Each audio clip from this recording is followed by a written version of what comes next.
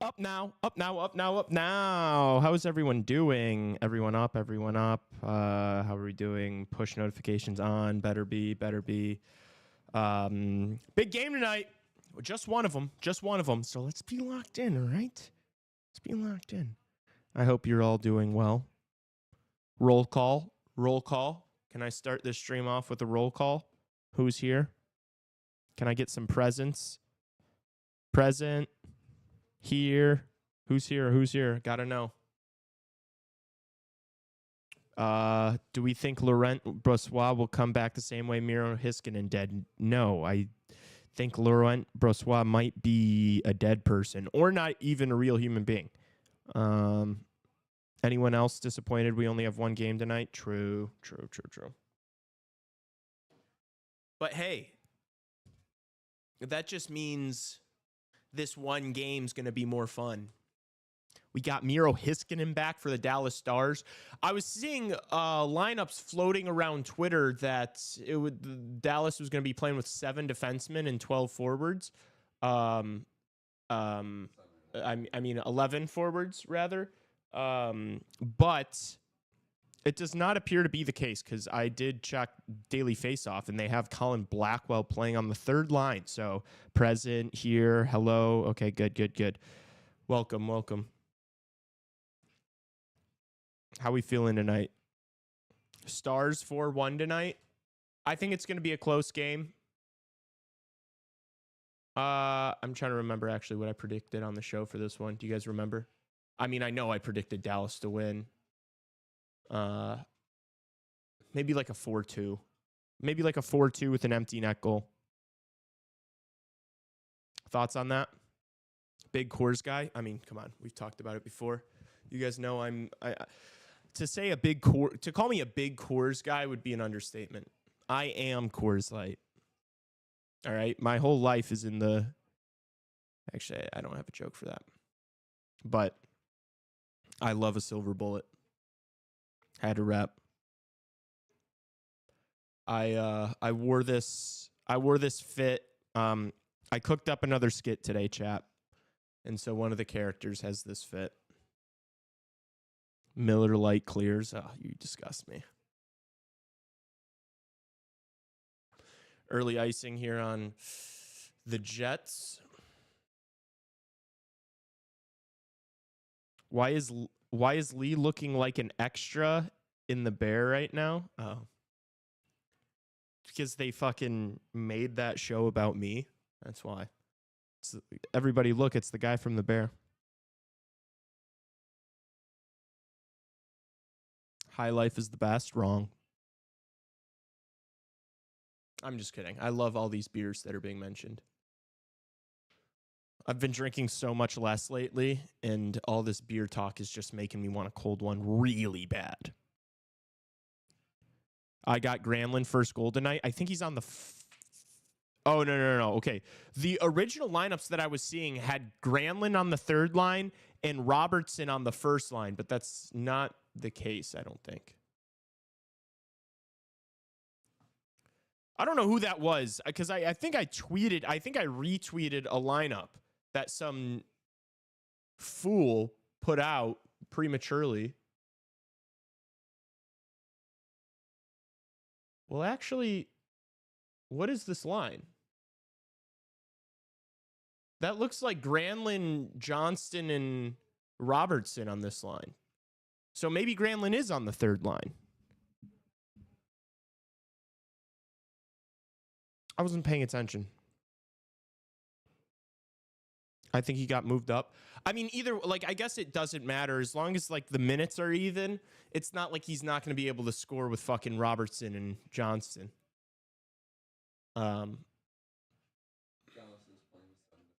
They are playing with 7 defensemen? Okay, that's why.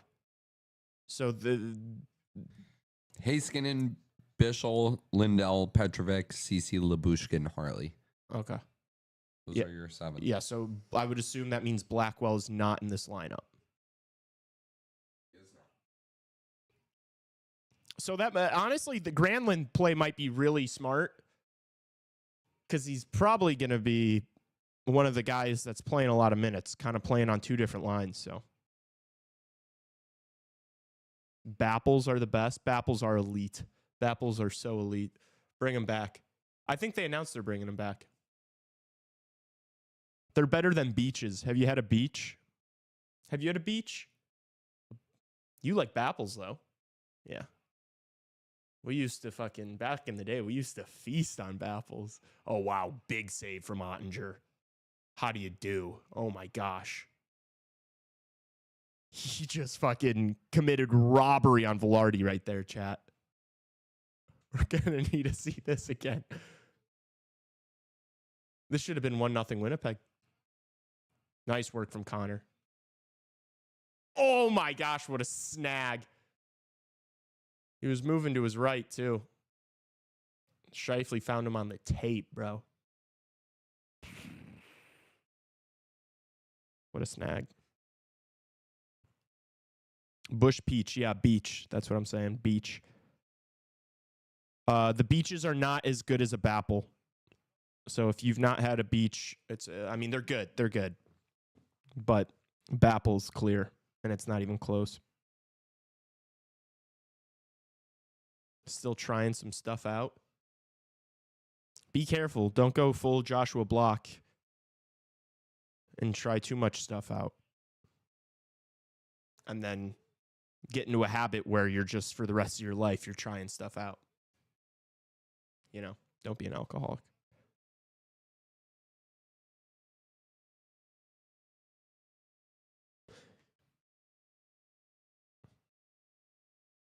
Bapple clears, yeah.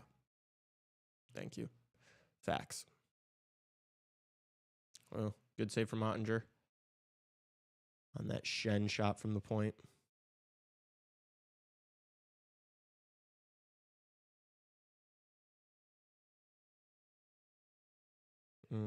Good ozone time there for Winnipeg, but not able to really get much off of it.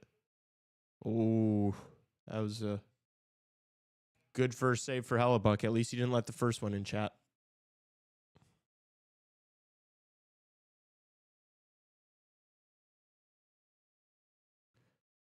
Did you see Joshua Block met Jordan Kyrou? Yeah, I did.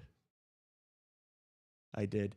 Dude, that Joshua Block stuff, like that kid just, like every time I see him, it just makes me sad.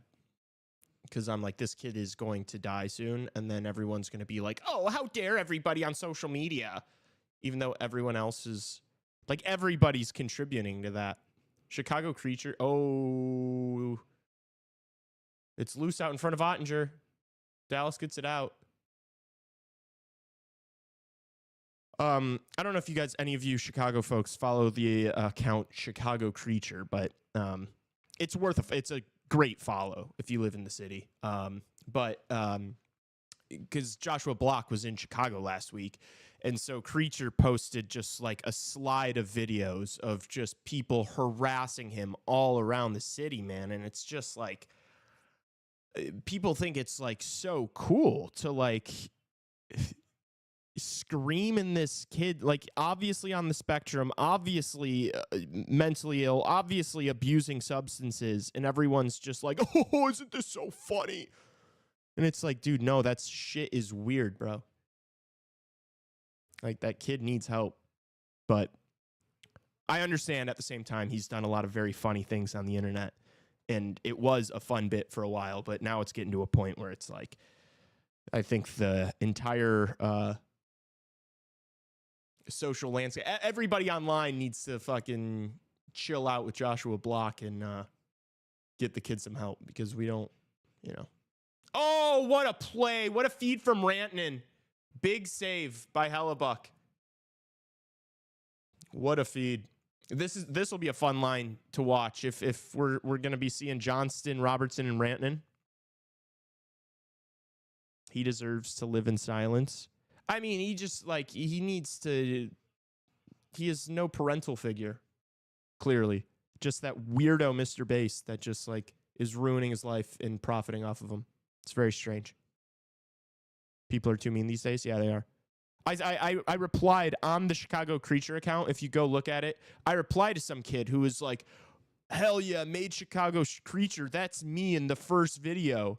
And he's like, that's me on the bike in the first video, and he's biking past him, and he screams the "get the fries in the bag" thing, which is like a trigger word for him, or the whatever. And I was just like, dude, like, is that cool to you? Like, are you gonna put that on your resume, bro? Just like harassing an alcoholic, neurodivergent. Like, what are you doing, bro? Get a grip.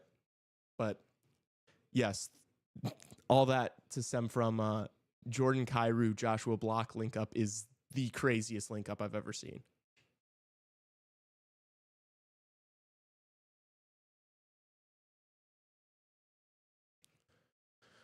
Dallas gets it into the Winnipeg zone.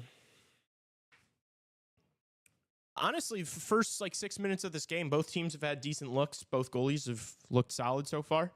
What's up, Daniel? We were just talking about your cousin. Winnipeg keeps it in the Dallas zone. Oh, Perfetti! Ottinger thought he had that. He doesn't. Now he gets up.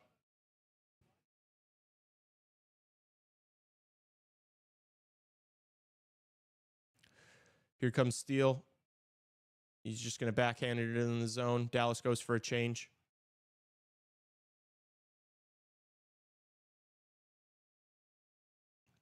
What's everybody's drop your score prediction, please? I know who was it? Was it Russell that dropped his score prediction?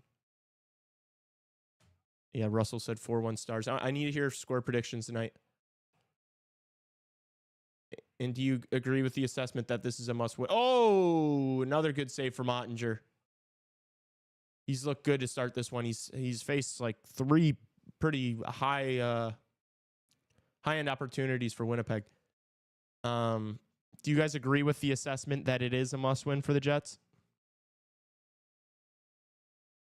Dallas 5, Jets 3. 4-3. Stars or Dallas? Okay. 4-3 Dallas. Fair. Is this going to be a mostly a heavy Dallas contingent in chat tonight?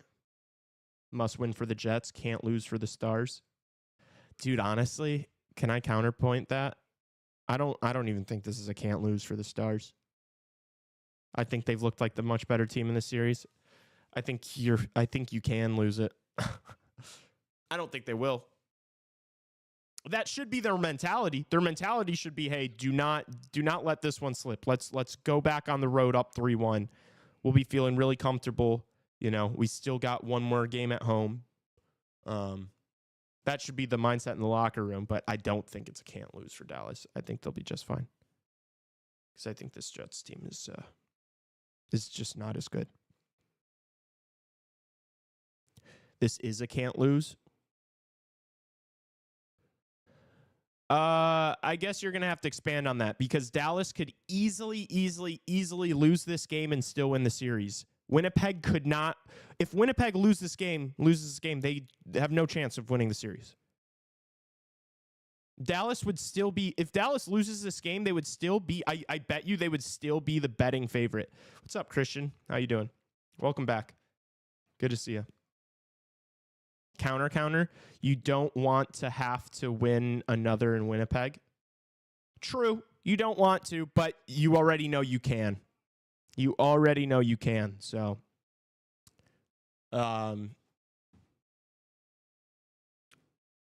yeah, I'll stand on that. I think Dallas could lose this game and still win the series. If Winnipeg loses this, they're done. Was on vacation last week, so couldn't watch streams. How was vacation? Where'd you go? Yeah, Biz in the tinfoil hat was pretty funny. We ended that stream and Tassos and I were in here just talking for a little bit and just trying to have a conversation while Biz was just yapping in the background with a tinfoil hat. It was quite funny. God, work is sucking so much. It's a Tuesday and it rained, making it even slower than usual. Where are you located, Penguin? Ah, yes. And as Chicago Hockey Radio, aka Tassos, pointed out in chat, we have it looks like we have 17 people watching and 13 likes. So let's do the thing and like the button. Where are you located though, Penguins? Where was it raining?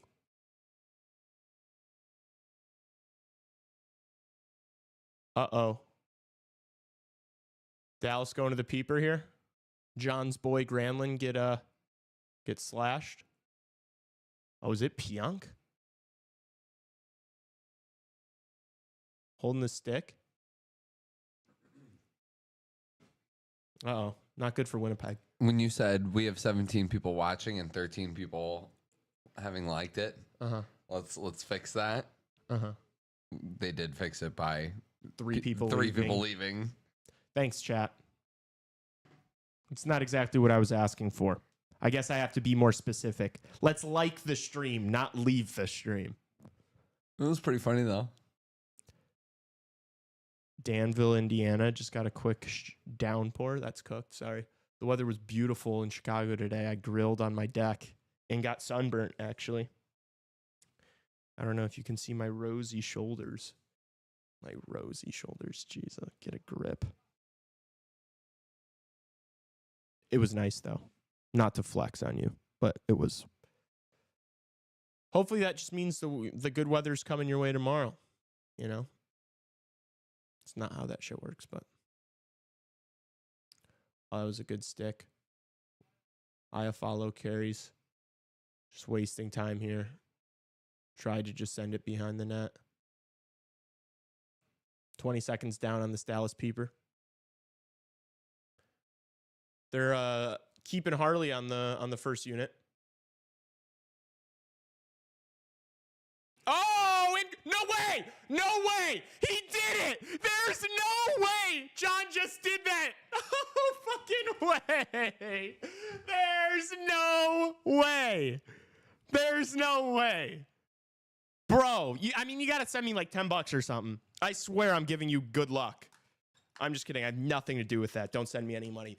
But oh my gosh, bro. You can't make this shit up. This guy is on. John does not miss. Send the slip, John. Send the slip. That is unbelievable. He called the first goal scorer being Granlund. Oh my God. And it was a softie too from Hellebuck. I mean, you can't get beaten like that there. Sorry. I don't know if that took a gnarly deflection that I didn't see, but John's a time traveler confirmed. I know. I can't believe I'm not riding these every time. Well, no, because you know what's going to happen is I'll start riding his first goal scorer picks, and he will not hit another one for the rest of the time. So I'm not going to do that to him, and I'm not going to do that to myself. Send the slip, though. DM me the slip, John.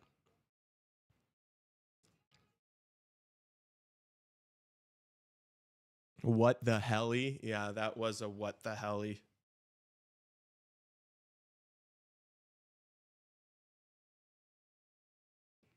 Goal song is fire.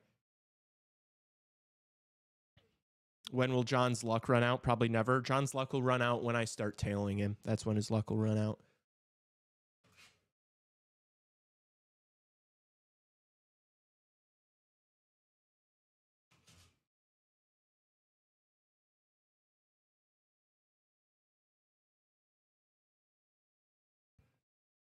Road heli is something else.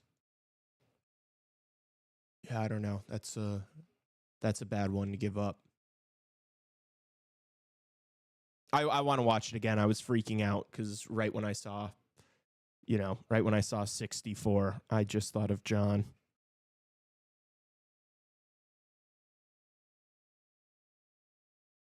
They should put you in the net on the road. Maybe you would make that save. I think there are some others that you would. I think you would have probably more shocking mistakes than Connor Hellebuck. If I had to go out on a limb here, Christian, I would let in 20. Okay, fair. Fair. At least you're self-aware. I appreciate that. I appreciate that about you, Christian.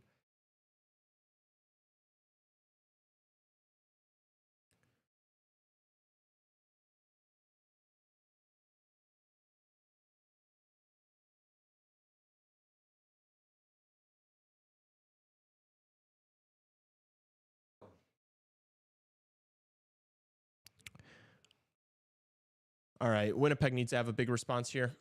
I said my keys to the game for Winnipeg was to score first so that you're not chasing, and they didn't listen to me, so let's see how it works out for them. Rip from Shen from the point. Good save. Ottinger. Granlund takes a hit. Whoa, he gives one back.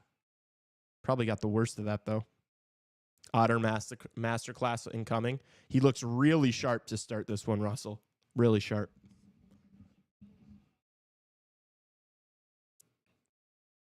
And, like, if we go, you know, a long stretch of this game with Dallas leading, we're going to start to see some desperate hockey from Winnipeg. They're going to start throwing a lot of shots on net. Otter's going to have his work cut out for him tonight, I think. Otter's been one of my favorite goalies to watch this playoffs, along with Anderson. I think what Ottinger's done has been more impressive. They've both had to face adversity. You know, Anderson got injured and then came back. But I think if you compare the shooters and the... Oh, Connor tries to bank it off Ottinger. Doesn't work. He's still got the puck, though. Wow, what a stick there from Harley. Holy cow. Oh, no, almost a bad turnover. Dallas has got to get this out. That was sloppy.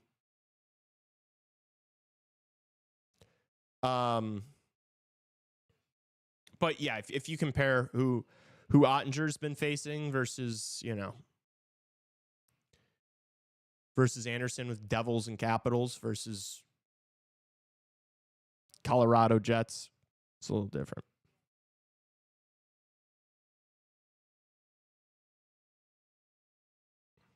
Otter is clutch, unlike Fraudebuck.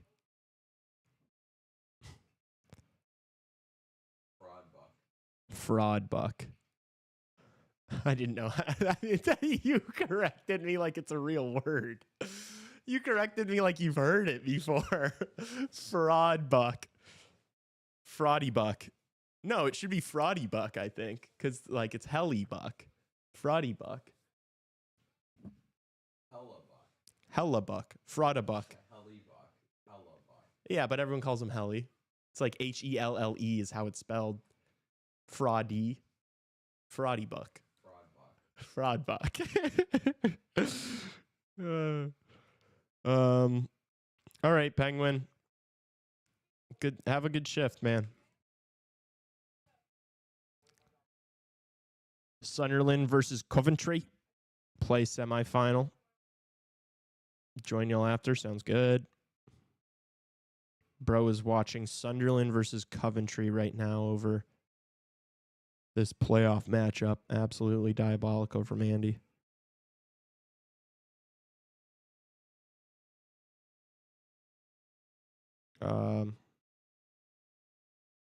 Anderson's super fun to watch. I'm just I'm teetering the line of becoming a Carolina Hurricanes hater. I'm not going to be, because it's like too trendy right now, but I did pick them to get to the Eastern Conference Final. I thought that was inevitable. I put money on it. So I do like the way they are looking. Can we do a double stream and switch to NBA? I don't want to only have one game stream. You want me to start doing NBA talk right now? What's wrong with the Canes? They're just boring, man. I mean, did you watch the series versus the Devils this series? Like, do they excite you as much as this Edmonton-Vegas series? Does it excite you even as much as this Winnipeg-Dallas series? Does it excite you as much as the Florida-Toronto series? It's just boring. It's like the man-to-man defensive coverage, just like volume shooting. It's the chip and chase. It's like, and it's not like they like I know Florida does the chip and chase thing, but it like at least they are landing big hits. Like everybody's finishing hits, finishing checks on Florida. It's just different. It's more exciting. just the defensive shutdown masterclass is like not my cup of tea. I understand why some people like it. It's just not what I like. I like to watch the Edmonton Oilers because it feels like anything can happen at any time. In these Carolina games, it's like you can see the goals coming, but at the same time, it's just more predictable. Like you see when Carolina's about to have like an actual quality offensive chance. And then other than that, it's just guys just being overly responsible. And it's just doesn't excite me. It doesn't excite me at all compared to like any of these other teams. Overall franchise thing? No, I have no beef with Carolina. I don't care. And don't get me wrong, I like players on Carolina. Like I really like Seth Jarvis. I think Jacob Slavin's awesome. I'm a big Taylor Hall guy. It's just they haven't been an exciting series.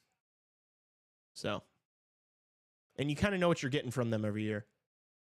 They're like good for to win a couple rounds, and then, I mean, that shit only works so long. It's like exhausting to play that style of hockey. And I think that's why they've never been able to get over the hump here under the Brindamore system, to be honest with you. Because once you get to that third round, God forbid a Stanley Cup, it's like, dude, to be playing defense like that for, 20, 30 games after an 82-game season, it's fucking tough. Winnipeg's on a break here, a 3-on-1. Oh, terrible pass. Wow, they blew that. Pass straight into the skates there.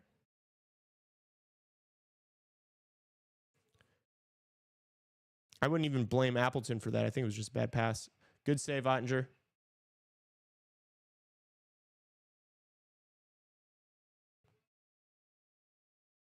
DeMello keeps.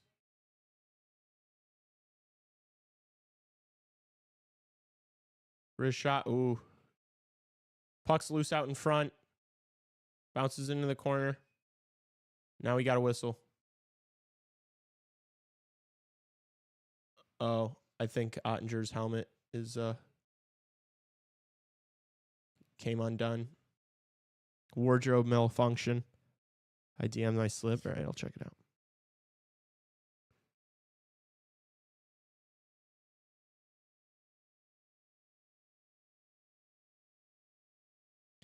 Oh my gosh. Oh my gosh, John. You are such a little lucky piece of shit. You disgust me. And that's in that last fucking 4-leg parlay. That was the last bet you placed? You only win.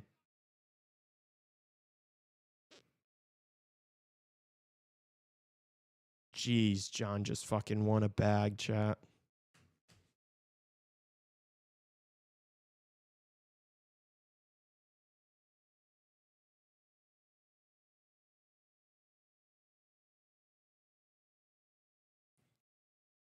Crazy. Craziness. You're just inspiring me to keep betting, honestly. You're a bad influence on me. I also had Scheifele on the fade. That's smart. I bet the Scheifele odds were not nearly as good as the fucking Granlund odds.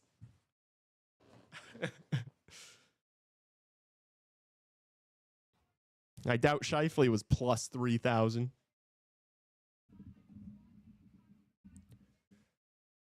That's insane, dude. Major bag alert. Oh, sorry, I didn't read these. Yeah, the Edmonton series go crazy. I don't think they'll win the conference final. It'll be nice to see them against like a good team because they haven't, in my mind, they haven't played one yet. I know that's probably disrespectful to the Capitals in some people's eyes, but I completely saw it playing out that way. I never thought the Capitals were going to win this series. That's why I used Carolina as like one of my futures bets.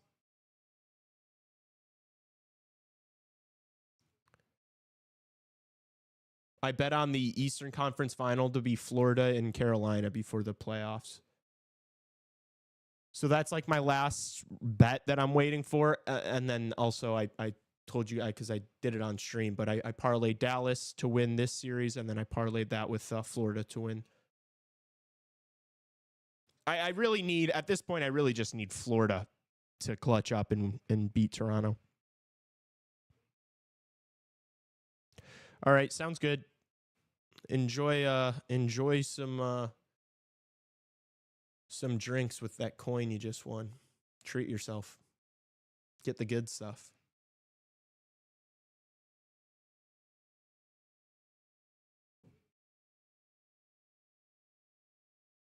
Dallas scoops it out. Oh, here's Sagan. Heels off. Just going to send it in deep. Johnson stole it. Winnipeg's got to be responsible here.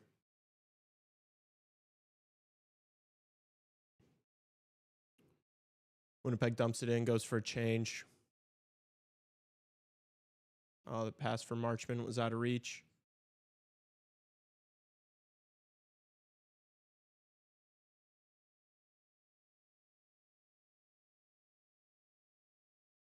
That first goal, W. Battle in the corner here to the left of Ottinger. Puck comes to the point. Ooh, Pionk with a slapper. Shockingly enough, Jake Ottinger makes the save, no rebound. Some extracurriculars here, nothing too crazy, a little scuffle. This ain't no Toronto, Florida scuffle, but, you know.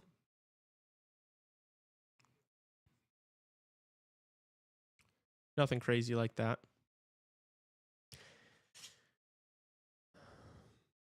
What series have you guys of these second round series? I should clarify, not including the first. Which second round series moves you all the most? Which have you enjoyed? Oh my gosh, and I forgot to get on here and gloat about my finally picking the Oilers right. I finally predicted an Oilers game correctly. I'm back. Yeah, Justin, I forgot to say that. I cooked. I got you. I beat you.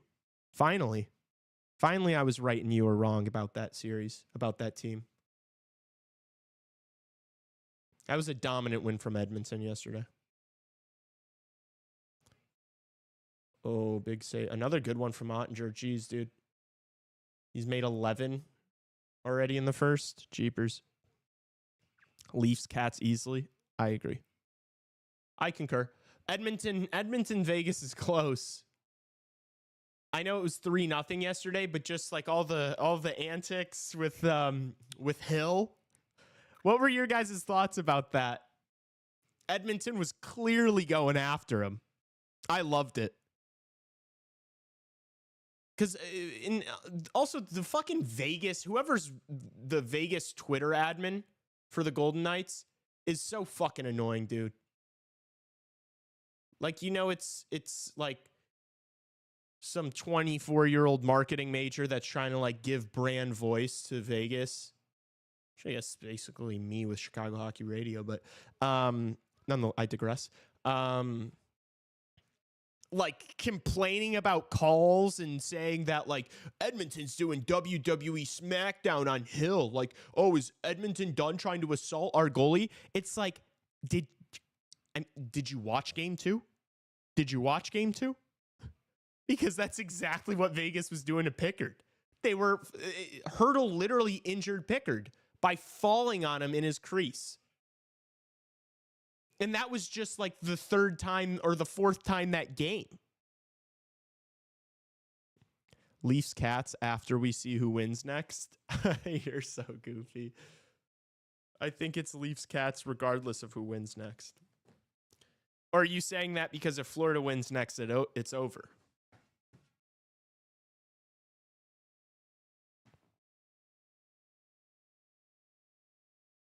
I think Game 5 is more important for Toronto to win than Florida to win.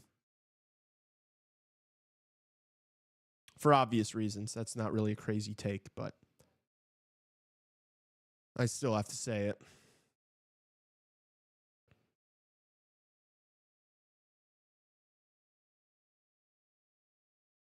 Also, Vegas poverty because they let Stuart Skinner get a shutout. I mean, I can't believe I'm saying it. The Edmonton Oilers played a pretty solid defensive game. They didn't really give him much.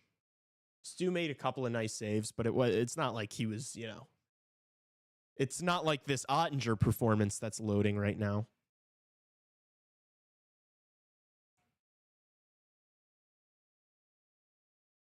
But Stuart Skinner might be back. I mean, dude, he took him to Game 7 of the Stanley Cup Final last year. Like, I think he got the monkey off the back. We talk about it all the time. It's a mental position. It's all mental. I don't know what's going on with Connor Hellebuck, though.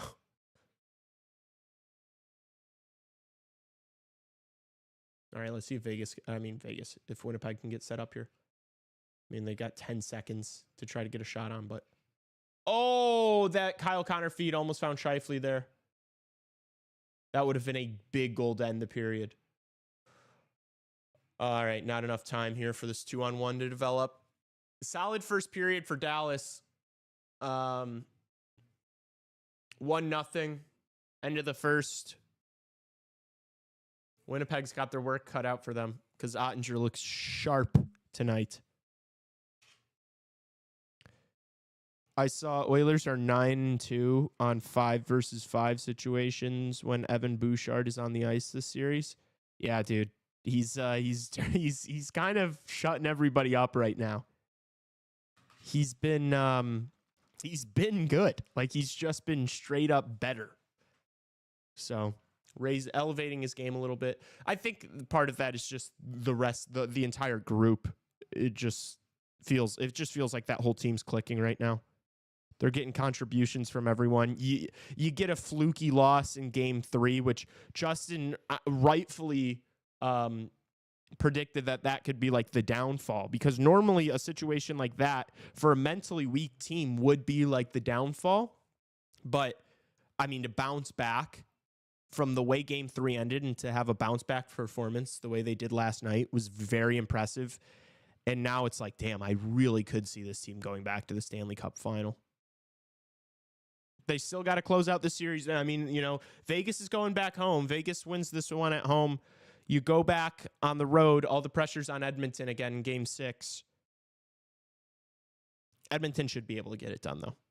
Edmonton should be able to get it done, and then I would assume they're going to be waiting for Dallas here, but a lot of hockey left in this game to be played.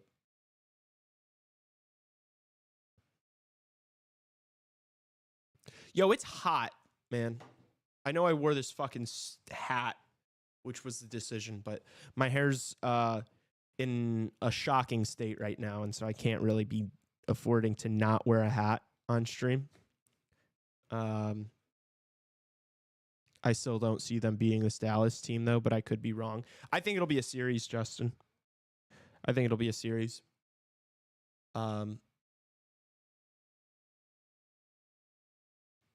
Yeah, because, I don't know, this Dallas team hasn't been fantastic on the road.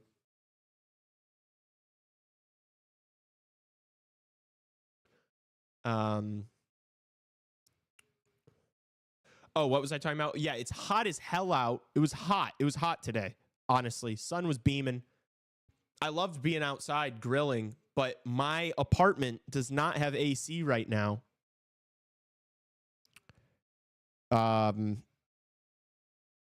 And so that's fucking brutal.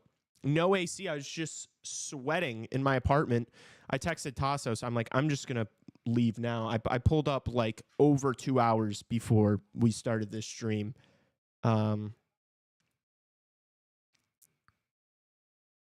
Because my apartment has no AC and I did not want to sit in that. And that reminds me that I should remind my roommates to maybe reach out to our landlord. That's a good thing to do on stream, right, chat? This is good work that I'm doing right now, good podcasting. I think that's what they say. Are we going to file a service report We all know my lazy ass ain't doing it.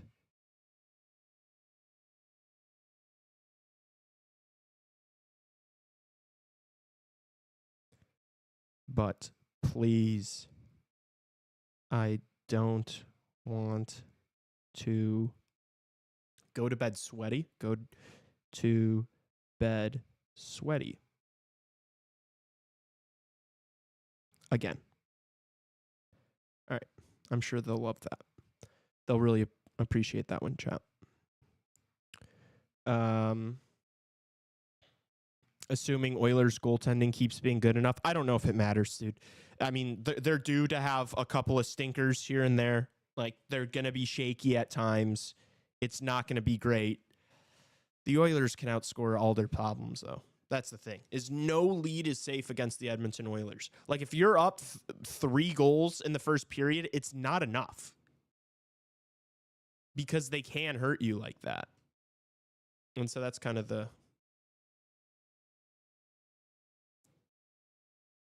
Lee cooking alive. I see, Trevor. Yeah, it's been fine. Honestly, the AC broke like a while. Like, we noticed it like a few weeks ago. It just hasn't been like warm enough outside for it to be an issue just yet. But today we felt it. Today we felt it for sure. And it wasn't enjoyable. I just boiled at home all day. Why were you boiling? Do you not have AC? What's your excuse? Why the fuck were you boiling?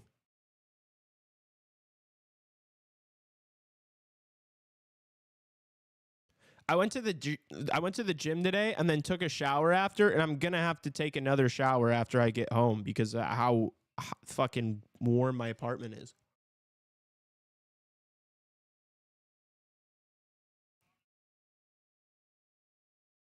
It's 88 and muggy out in Florida. Gotta love that Florida weather. Where are you located in Florida, Christian? Are you close to a beach? You gotta have a pool, right? Isn't there like 3 houses in Florida without pools? What's the next Mount Rushmore? I need to extend my lead. Yeah, I don't know if that's gonna happen, buddy. The heater I've been on. I actually don't know what the next Mount Rushmore is. And Justin, we should record a bunch next week when you're back. Justin's coming back next week, chat. In person. He's going to be in person. It should be posted tonight. It will be posted tonight. Tassos is not in the room, so I do not know which one we are posting tonight. I still think we have a couple left because we filmed like 9 that one day. So I think we still have a few. When's the 24-hour stream? Like July, I think. Well, actually, yeah, I'm going to have to talk to Tassos about that because it was supposed to be like at the end of this season, basically. But there is a period of time that we are going to be moving out of this studio for good. And so obviously that 24-hour stream is going to have to happen before then. But I know Tassos, like I know the original idea of it was, I think everybody was kind of hoping that I would be the loser and that like I'd be the one doing the 24-hour stream. But I have been absolutely cooking over the past 2 weeks on the Mount Rushmores. So, like, I think everybody might be a little bummed when Tim Tebow and Raven inevitably end up being the ones who lose this.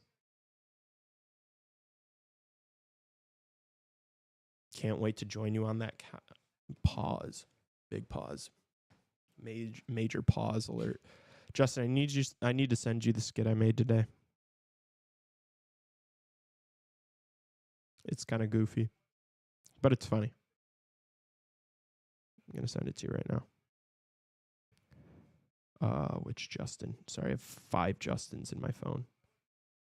It's a very common name around 20 years ago.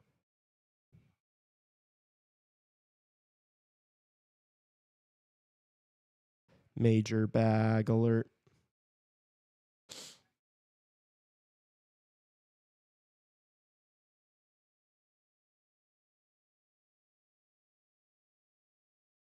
Oh, Also, I don't know if any of you care at all about the UFC, but they just announced there's a UFC card coming to Chicago in August.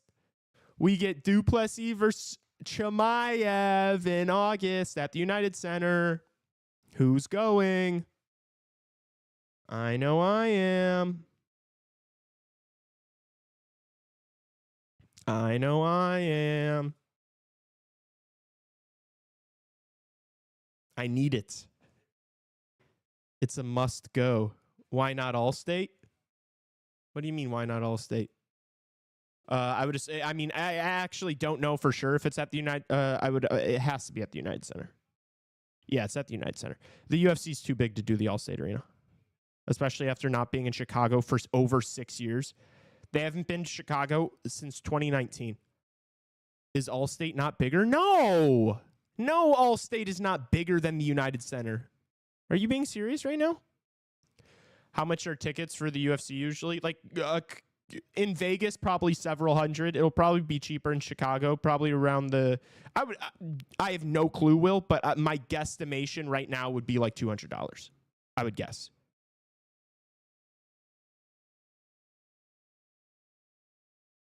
It's smaller by 1,500 for this kind of event. I bet it's even more. I bet it's even smaller than that, because that's probably comparing like basketball. I bet it's even smaller. And also the United Center's like in Chicago, like proper. So pass. I'll save my money for 4 Hawks games.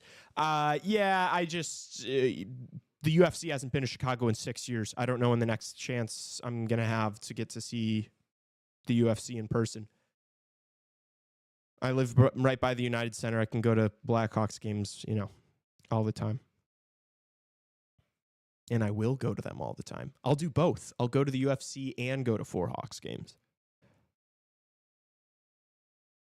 Not that I'm made out of money, but basketball versus wrestling.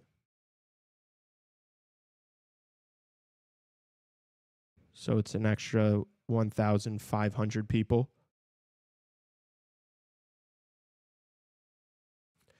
There's no way the Allstate Arena can hold 22,000 people. That cannot be true. How many people does the Allstate Arena hold? 1,850. Yeah. Wrong. How many people does the United Center hold? 23,500. Yeah, I mean, that's like 5,000 difference, Trevor. I don't know what you're smoking or why you thought that the differential between the Allstate Arena and the United Center was only 1,500. Yeah, UC is one of the biggest arenas in North America. Yeah, yeah, correct. Allstate is not. Yeah, it's not.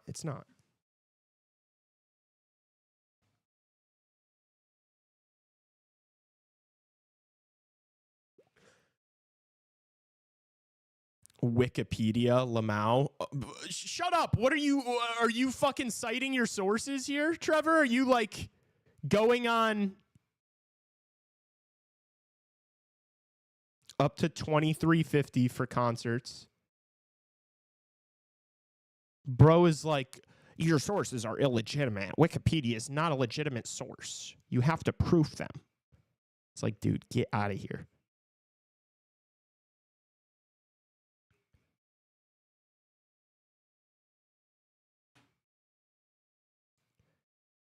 Wrong.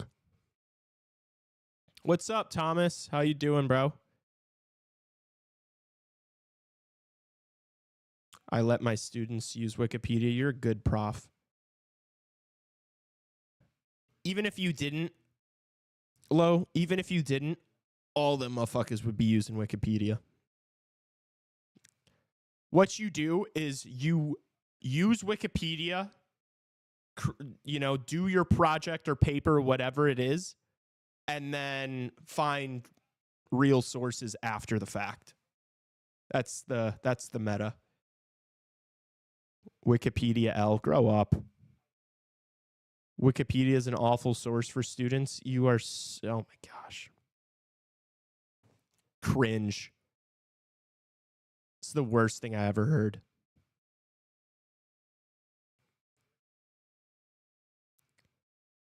The Tigers play game 3 in an hour. Wikipedia is goated if you fact check it. Yeah, obviously. Wikipedia has everything.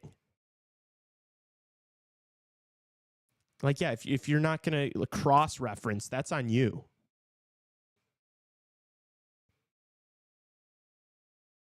Wikipedia has all the notes at the bottom with their OG sources in it, and it's fine. Yeah. Trevor always telling everyone else how to do their job. True. Freshmen through seniors. She's at Northwestern, and Trevor's like, that's fine.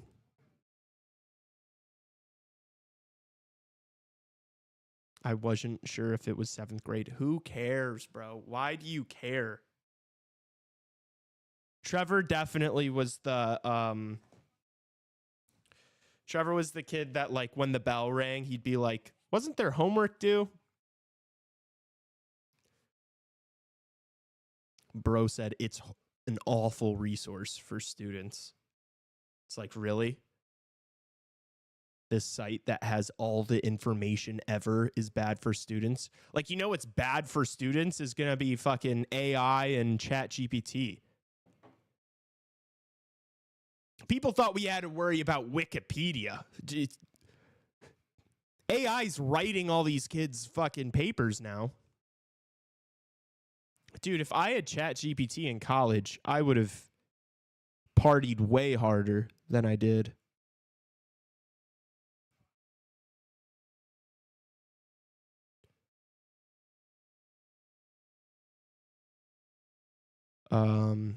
What'd Lo say? Yeah, but I used to tell my students grades 6 through 8 that they could use it if they used it correctly. Books are better. Who's reading an entire book, bro? Come on. Who's reading? Who's reading, Russell? Cringe.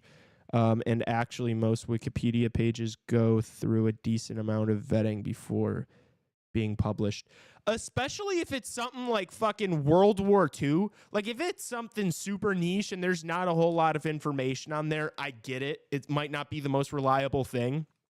But, like, if you go to, like, a major event in history and go to the Wikipedia page for it, it's not like it's just going to be incorrect information all over. It's like there are thousands of people looking at this every single day.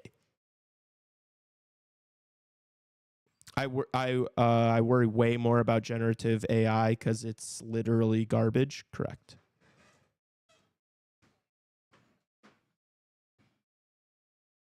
I did for my thesis. Well, you probably should have. I don't know. I was a marketing major. I like none of my classes, none of the projects I was doing was like, oh my gosh, I'm going to be spending 6 months on this project. It was like, no, fucking, this is your final paper. Hit Wikipedia, find the information, crank it out, get some sources in there. Boom.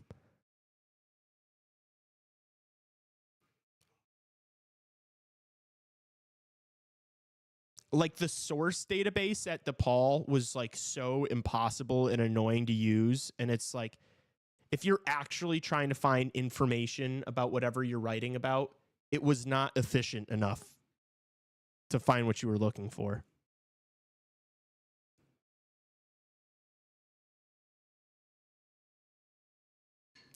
Yes, Lo. Why are you so rude about accessibility and learning? That's another thing about Wikipedia. It's super accessible. You don't have to be a fucking genius to read a Wikipedia page. It doesn't cost anything.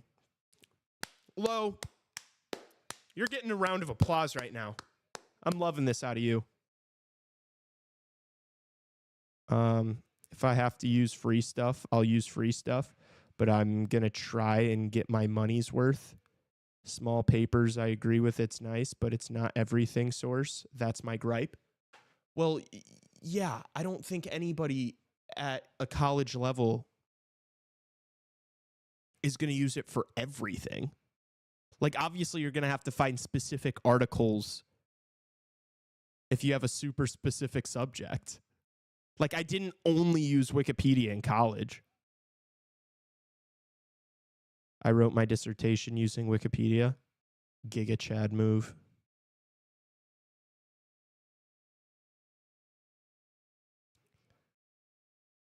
You'd be shocked. I don't care. I don't care what, like, idiots are doing, Trevor. I do not care.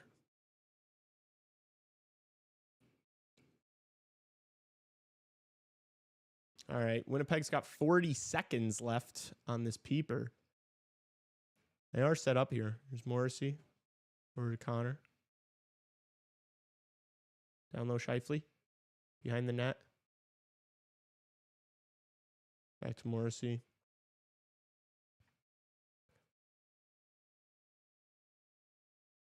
Morrissey with the shot. Gets blocked in front. 14 seconds. Morrissey takes another shot. That takes a deflection, but Otter makes the save. Steele can't get it out for Dallas. Ehlers keeps. 5 seconds left on the peeper. Oh, they score! Sharp angle. Was that Connor? Again? Shocker. No. Who was it? Ehlers? This is a bad one for Mottinger. That was a brutal angle. Unless it went off a defenseman. Then I'll take everything back.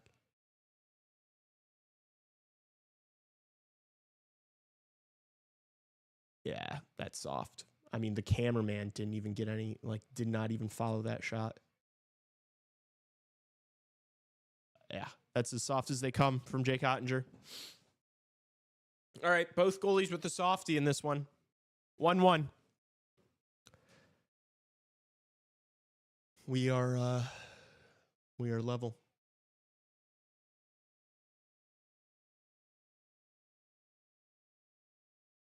Ehlers, future Hawk.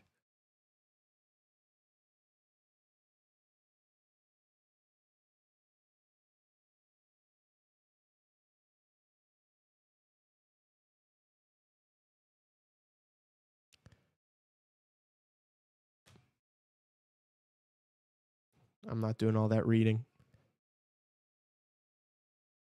Anderson would have stopped that. I mean, so would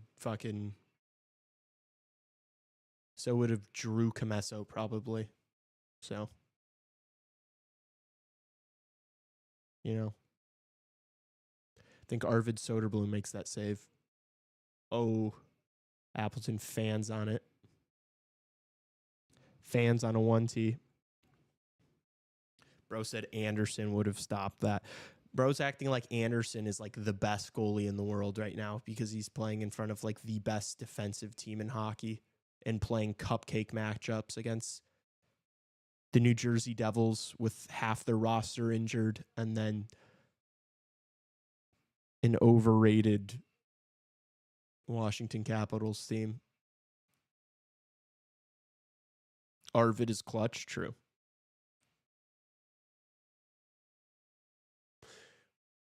Winnipeg almost got another one there. Dallas has got to tighten up here. It's been all Winnipeg to start the second. That one just goes wide. Now Dallas clears the zone. Is it going to go? It's icing, though. All right. Arvid pre-first goal is the best goalie in hockey. Like before he lets one in. Arvid after the first goal is Stuart Skinner against the Kings. He's not that bad after he gets scored on. He's not Stuart Skinner against the Kings bad. That's crazy. That's like generationally bad. That's like historically bad. Oh, wow. Iafallo almost just took one to the face. He gets up and takes a 1-2. Oh my gosh, he almost scored on that. He was hobbling back to the bench and just postures up and rips a 1-2. When he lets in one, the second goes in within a minute every time. I feel like that wasn't really the case this season. I feel like it was more like we would get scored on after we scored. And that was not ever so much on Arvid as it was like the rest of the team. I think Arvid Soderblom was pretty good this year.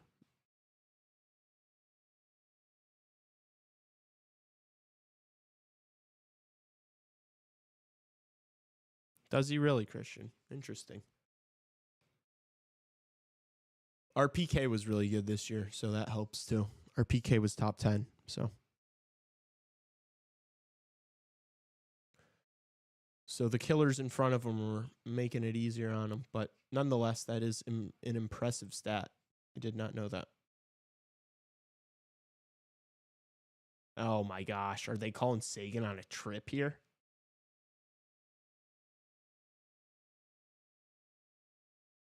Jeez, look at that guy's teeth behind DeBoer. Oh my gosh, I could smell him from here.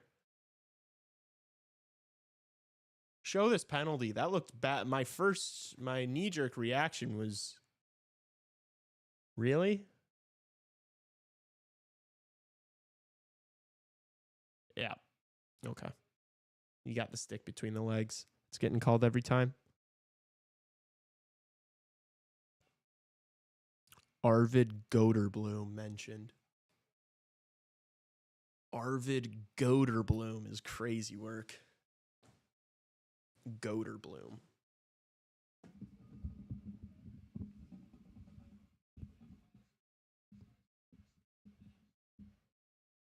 Goals save above expected is independent.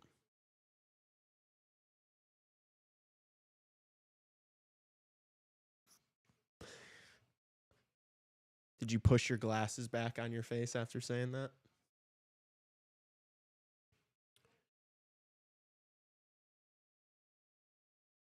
Otter makes a couple saves there.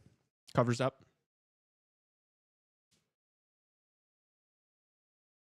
See if Winnipeg can cook on this one. There's a Hawks meme account called Goderbloom. That's pretty hard.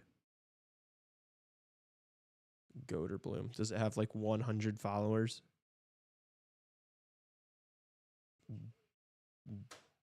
Goderbloom.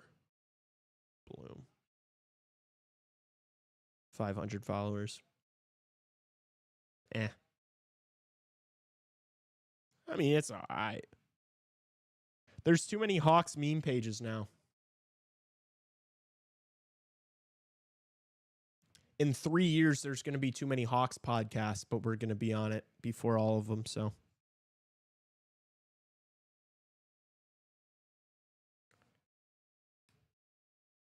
The Hawks finally got their number 2. Goderbloom. I don't know, dude. I feel like Soderblom's going to get kicked to the curb at some point here. He's going to get traded at some point. Because, you know, they're going to want to go with their prospect. They're going to want to go with Kamesa once he's ready. I'd imagine, at least.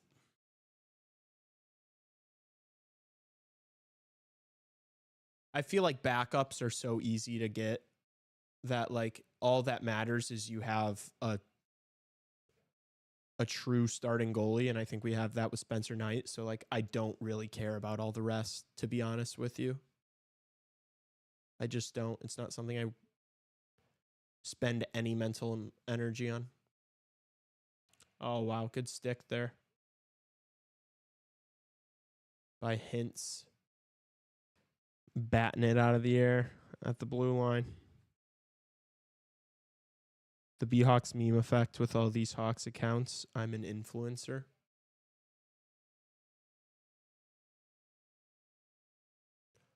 You influence them.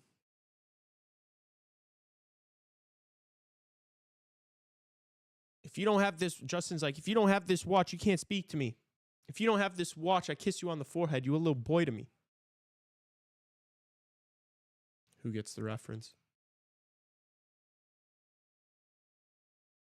It's a pop culture reference that I wonder if the the NFL college football account has a thing going for best logo. Somehow the Sharks gonna win. Dude, people love the Sharks logo.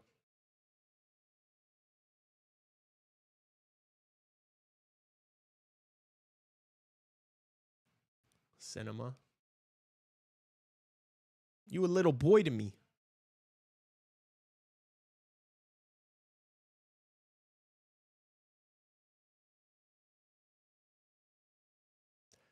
Dallas needs to get the legs going here. They have been hemmed in their zone for this entire second period. I know they've been on the penalty kill for like 3 of those minutes, but still.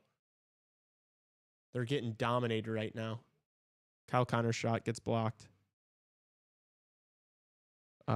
Curious to see what kind of workload Knight can handle. Hopefully get 50 starts next year. Yeah, I think he will. He's young. He can play fucking 70 games.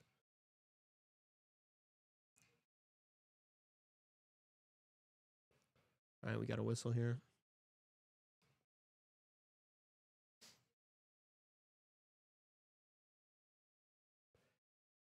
Oh, the goal came off its bearings. Sharks glaze is getting old. You're a hater. It's been going since April 2nd.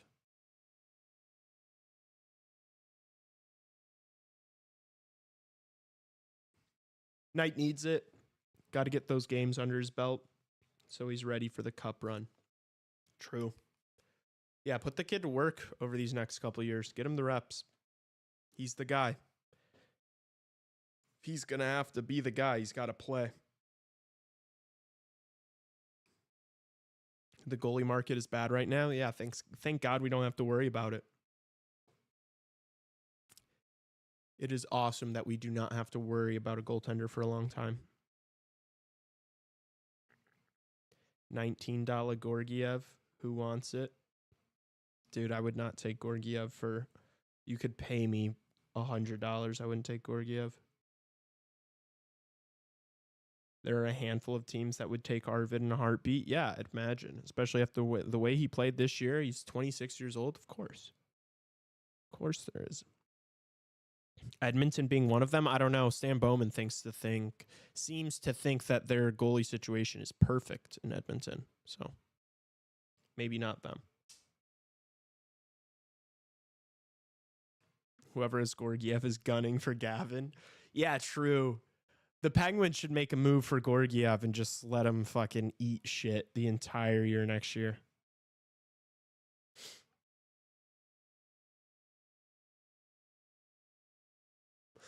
Gavin McKenna is literally gonna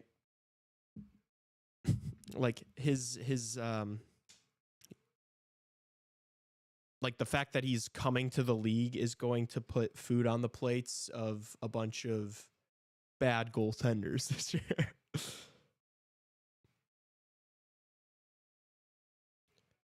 Interesting to see what happens with Soda. Yeah, we'll see. It'll be interesting to see like how they view him, how they view Comesso, you know, what roles they see those guys having in the next couple of years. I love you, Gavin McKenna. Raw Tigers, raw.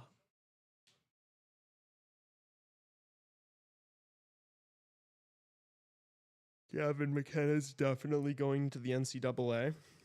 Yeah, why would he go back to...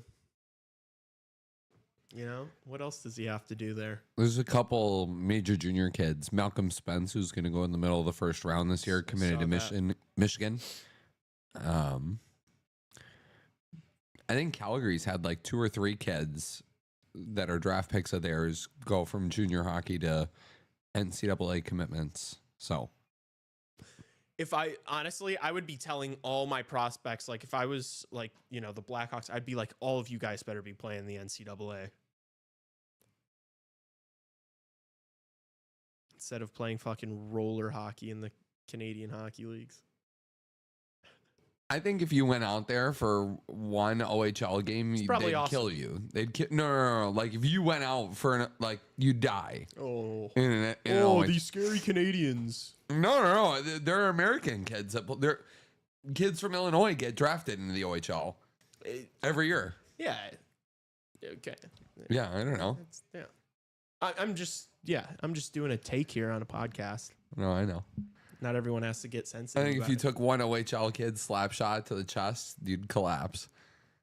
I think anybody. What kind of stupid ass Well, you're the one calling the OHL soft. Junior hockey. It's just you can't even fight in the NCAA. It's just weak defensively. You can't. Okay, I don't care. I'm not scared of some 17-year-old hockey player. I don't care. But you can't fight. Yeah, you can't fight in the NCAA. Who cares? They play defense. You're playing against 24-year-olds in the NCAA. We're seeing this every year. These kids are coming out of the CHL just not ready for the NHL. I wouldn't be surprised if James Higgins is more ready than all these other kids. Watch him be the one who plays in the NHL first. This is the weakest draft in a handful of years. So? Everybody's saying Misa and Schaefer are clearly ahead of him. Watch Higgins be NHL ready first. That's all I'm saying. That's probably I'm saying if you are an NHL organization and you get a prospect and they're either going to go back to the WHL or the OHL for another year or go to the NCAA, you would care if it was in your best interest for them to have the best development possible. You would prefer them to go play their final year in the NCAA. Yeah, it depends. It would depend on the situation and If you're the team who drafts Gavin McKenna, you'd be happier if he spent this next year in the NCAA than just maybe scoring 3 points a night. Maybe. That's all I'm saying. Let's see if I rustled some feathers there. Dub would kill him for sure. Okay. Ooh. Tigers drafted 4 kids from Minnesota. Don't argue with Tassos. He's spitting. Do you think you can catch a puck, Tassos? Lee has never seen a CHL game. True fact. But I do see the fact that the kids coming out of the NCAA are more NHL ready than the kids coming out of the CHL. I was going to say, I don't know how many full CHL games you've actually watched. None. 0. Ever. Okay, so that's also a fair 0. point in the favor of 0. I just see these kids being, especially at the top of the draft, these kids coming out of the NCAA, they just look way better. Like who? I mean, we could literally just do a fucking. We could just do Blackhawks talk right now. But that's not the full picture. It's too small of a sample size. Yeah. I mean, Booyam came out. I mean, all these kids that literally jumped. The kids played 7 games. They finished their NCAA seasons, and their teams were talk putting about them the in last playoff 10 games, years though. And their teams playing them in playoff games. Talk about the last 10 years it's though. It's changing now. Yeah, just all the highlights I see, and so yes, I don't watch CHL games ever. All the highlights I see from the top draft picks will always come from the CHL. Because of the age group of it. Well, I'm sure that'll start to change. No. Because you're drafted in the NHL in high school. So for that to change, more kids would need to graduate high school a year early, which is I see. Probably not going to happen. Yeah, so this is just not true, actually. But I would imagine it's going to become way more popular for kids after their draft year to play that year in the NCAA because it's higher level. I don't think anybody's arguing that the NCAA is the NCAA is obviously a higher level than the CHL. For the age because it's an age group up. Yeah. Well, sure. Yeah, I understand that that's the fact that it's different age groups. Yeah. But it's still true.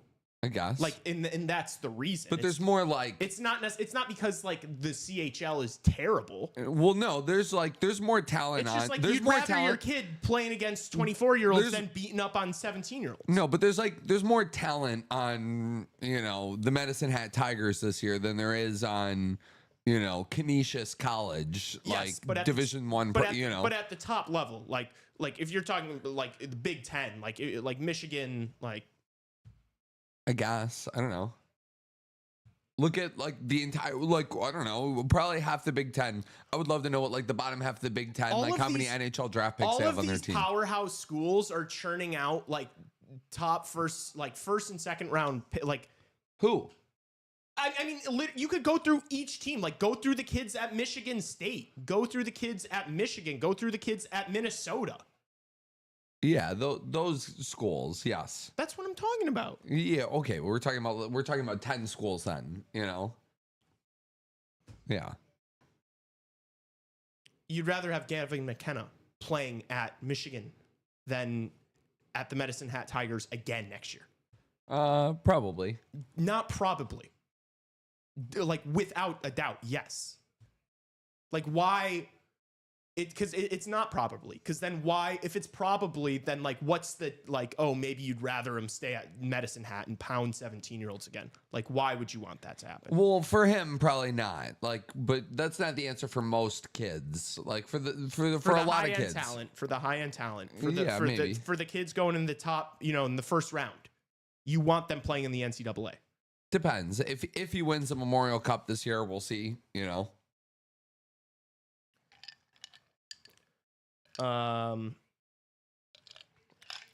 McKenna's not a player. It's been changing recently, Dad. It's been changing recently. Gavin McKenna isn't a player that like needs to go like I don't know that his game is necessarily going to be like hinged on the fact of like, oh, this kid spent a whole year in the weight room. Like maybe you know what I mean, but it's not like, it's not just the weight room though. It's about playing kids that are like older than you. Yeah. Yeah. Yeah, I'm just saying that there's a lot more talent on some NCAA or on some CHL teams. Like the London Knights are more talented than the Clarkson Golden Knights. But is it fair to say that like the NCAA at the highest level is much closer to the pro game than like? No. It's pro like pro what? Like it's closer to the AHL, I guess. Which is then closer to the NHL. Yeah. Yeah. That's the point I'm making here. I guess it's a little different. The CHL is like closer to it. It mimics pro, like the schedule mimics it. Yeah. Like, but the NCAA schedule is not. Yeah, it pro. Mimics it, a lot of kids. But then you're playing 17-year-olds. Huh? It mimics it, but then you're playing like 16, okay, but like Adam Fantilli, his first year, like plays 40 games and then he gets tired the rest of the year. He got hurt, but like other kids, like get tired because they're only used to playing like half the amount of games of an NHL season. So yeah, but he made the jump right away. But I'm just telling you that a lot of like rookies hit a wall halfway through. So yeah, I mean that might happen regardless of it being them coming out of the NCAA or the CHL. It's different though. Like when you're the CHL, they play 70 games. If you're gonna say who to me, I'm gonna have to then like okay. What, but you could play 90. A disproportionate amount of kids coming out of the NCAA getting hurt halfway through their first year in the NHL. Not hurt, but they like the production slows down halfway through because they're tired. Like a stat you wouldn't even be able to track if you wanted to. That's a thing that like people who not to like. I'm not trying to shade you, but people who like have been covering the sport longer than just like 3/4 of a year. This is something that this is a talking point that I've heard about. Come about. out of the NCAA are hitting walls in their Look first that year. up. Look that how up. many kids are coming out of the CHL, straight out of the CHL, and not even playing the first year? What do you mean? Sometimes they're just not good enough to make that Most jump. kids in the NCAA aren't one and dones in hockey. Yeah, I know. The hockey doesn't work like that. I know. Like, I think this point that like I don't think the top end talent coming out of the NCAA right now is more pro ready is not like a crazy take that I'm making that like needs to be pushed against. Yeah, I guess. Yeah, I don't know. It's all like preference though. Like Owen Power went back for another year too. You know, like there's 20-year-olds in the CHL, yeah, but there's 24-year-olds in the NCAA. Yeah, but they're 24-year-olds. There's who fucking don't, kids with mortgages and car payments. In yeah, the but they're NCAA. not like. No, I think now the NCAA is going to get better because they're going to get the CHL kids. Probably. You know? Yeah. Because a 20, like, they have a 24-year-old. Yeah, they had a 24-year-old who played, like, junior A hockey. Like, But it's about, like, the physicality and stuff. Like, what could Gavin McKenna possibly prove in the CHL? Like, no, it's the next step now. It's the NCAA. I guess. I guess. It's going to be way better for him to go to the NCAA. This is really, like, difficult for anybody to take you seriously when you've never watched a full 60-minute CHL game. But Tassos, again, you can make those little like digs. No, but you don't know what the game is like. My original you're point, judging an entire league based off of never having watched a game. But you're saying this stuff to me after literally saying yes, it would probably be better for Gavin McKenna to go to the NCAA next year, and then you're it's a different challenge. But like, is it better for like, you know, like Luke Misa to go to Penn State? Like, I don't know if it's gonna work out like that, or Malcolm Spence even to go to Michigan. I don't know if that's better for him. I think it probably will be. I don't know.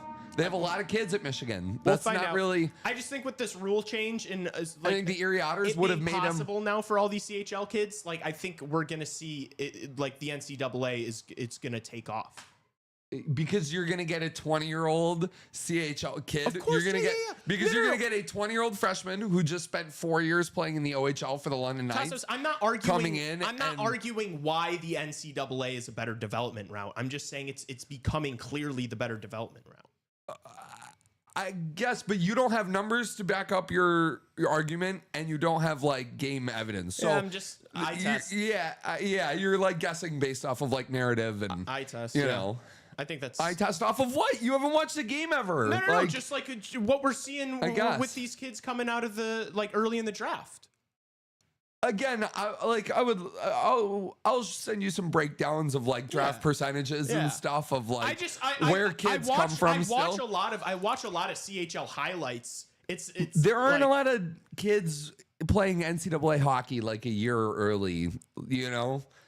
Like it's different. I don't know.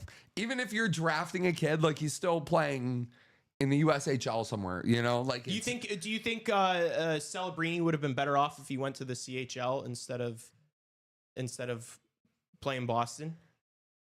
I don't know. I don't think it really makes much of a difference for a player like that, to be honest with you. Yeah, but you're not going to make the argument that it would have been better for him to. No, but I'm not going to Yes. make it that it was worth, like, you know what I mean? That it was, yeah, but I'm not going to make it, because I think Macklin Celebrini was going to be. Macklin Celebrini did the right thing. I think it no, worked out. I think Macklin 'cause he looked Celebrini was really gonna good be- in his first year in the NHL. Yeah, but I think he was going to be really good was anyways. inevitable? Yeah, like that's he a was fair going to be really argument. good anyways. That's a fair argument. But you would never, after seeing what he's done in his rookie year, you would never make the argument that, oh, he would have been better off playing in the CHL. But I wouldn't say, oh, like, thank God he played in the NCAA. You'd be more inclined to do that than say, I wouldn't actually. well, if you had to do one or the other, you would. Like, No. If you had to make a decision there, you would not be more likely to make the argument that he should have played in the CHL. I don't know. Because that would be a weird argument to make. I don't know. I guess. Oh my god, it's funny. Yeah. You should watch some CHL hockey. It's good. Yeah, I just don't have. I probably don't like. I will catch some games at some point, but that's not ever going to be something. It's that good I'm, to like know regularly you know, watching. No, Yeah, but it's yeah. good to like know what it looks like Yeah. and actually like. I mean, like I've watched. Like it's not like Yeah, I like, would no, see a game and be like, oh my god, this is what it's like. No, Like, I've I seen think so it's, much I tape think, over the years. Yeah, like, maybe, but yeah, I think you, yeah, maybe lack a little, you know. how much of your argument is anti-Canada based? I'd say about 92% of it. This would be a great topic for guests who scouts X will from the channel.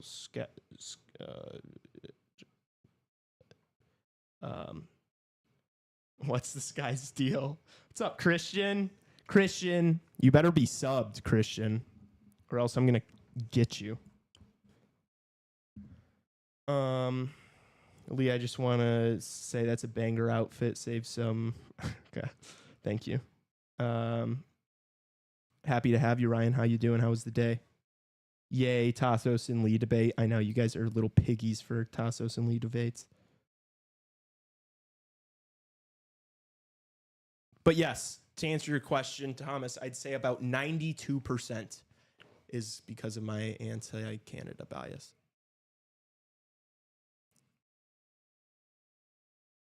Geez, when Tassos and I debate, the hockey seems to fly by. There's 3 minutes left in this period.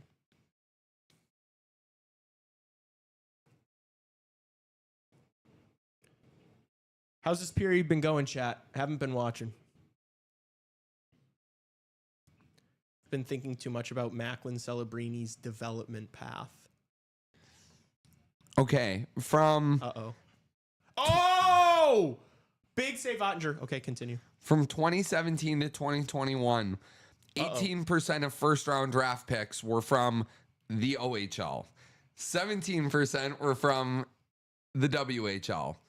15% were from the USHL and the NTDP combined. So that's combined on both of those, which is a lot. But the NTDP is just one team. So that's fair. That's crazy. And 10 or 11% from the QMJHL. So, and then 5% from the SHL, 5%.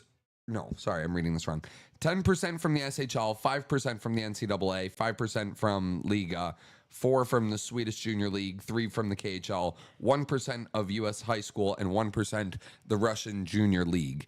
So the NCAA that was over the past how many years? That was 2017 to 2021. 2017 to 2020. Oh, okay. 2017 to 2021. So 18 plus 17 plus 11. 17 plus 11.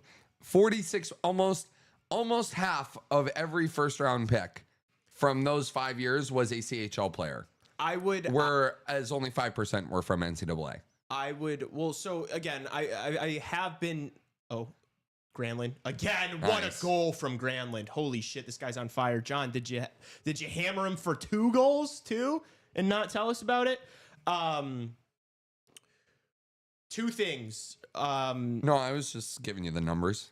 No, I know. I just again, I'm talking more about the top guys, but still I would That's the first round. That is the top guys. I would bet I would make a wager. Well, there's a difference between a guy getting picked 28 and the guy getting picked 3rd. But that's the whole first round. I would make we could do first overall picks. I would make a wager that these rule changes, those numbers are going to shift dramatically. It won't because the draft age. It won't. It won't. But no. But so many of these kids are going to end up playing in the NCAA. A few of them will, yeah. See, so that's different. I understand that the most popular development path is to play junior hockey. It's to play in the CHL at whatever age you're able to join this. Was it 16, 15? I understand that that's the most popular, but I think what most people would agree on is the ideal development route is, you go play those couple years in the CHL, and then now that you can transfer into the NCAA, you want these kids transferring into the NCAA in their draft year. We'll see. Is that not kind of seems to be already the meta that's been laid out? Here are the first round picks. You play your couple years in the CHL, and then you finish up in the NCAA, then you turn pro. First overall picks since the turn of the century. Yeah. Celebrini, easy. NCAA, sure. Connor Bedard, dub. Uri Slavkovsky, Europe. Owen Power, college. Alexi Lafreniere, Q, but a bust in my mind. So that's an L for the CHL. Jack Hughes, he went straight to the NHL he was the first player to go straight from the NTDP to the NHL. So, but yeah. So, that doesn't really, Okay. Rasmus Dahlin, Nico Hischier, Europe. Austin Matthews played in Europe in his draft year. So Europe. Connor McDavid, CHL. Aaron Ekblad, CHL. Nathan McKinnon, CHL. Nail Yakupov, bust, CHL. Ryan Nugent-Hopkins, CHL Taylor Hall. See, but did you see how much that changed from like whatever, like 2013 on? It became so much more of a mixed bag. Well, but most of those kids were like Europe anyways. Like, well, 4 of those kids were Europe. Well, okay, but there were also Slavkovsky, Darlene Heischer, Matthews. There were a couple college kids in there. 2. Macklin and Owen Power. And we're just going off of first overall picks. Eichel, like, if we went back further. I think it's going to become super popular for these kids to end up playing their last year or two in the NCAA versus, sticking it out for a third year in the CHL. We'll see. Some college programs better get better. I think they will. I think this will help them. Yeah, I know Bowling Green, to give an example to support an argument. Western Michigan. That's not true. How many signings have they made from the CHL? They're on the up. Are they? They're on the up. Yeah. Trust. The team that won the national championship is on the up? Yep. Good call. Thank you. I love my Broncos. But for anybody that's like tapped into college hockey, Bowling Green has turned their program around with the amount of CHL transfers that they brought in. They've got like double the next highest school. So end of the second, man. Winnipeg has got to get the offense going. They got to help Hellebuck out. They just have not been able to score the same on the road at all. Sorry, continue. Bowling Green. Yeah, they're look it up. It's a cool turning around with CHL kids. Yeah, it's a cool thing. But that's like the thing is like I'd imagine a lot of these schools are going to start doing that. I think a couple of these schools are going to start doing it. You need the support to be able to do it. You got to really sell. You got to sell. Even if it's a couple every single year, we're going to start seeing the.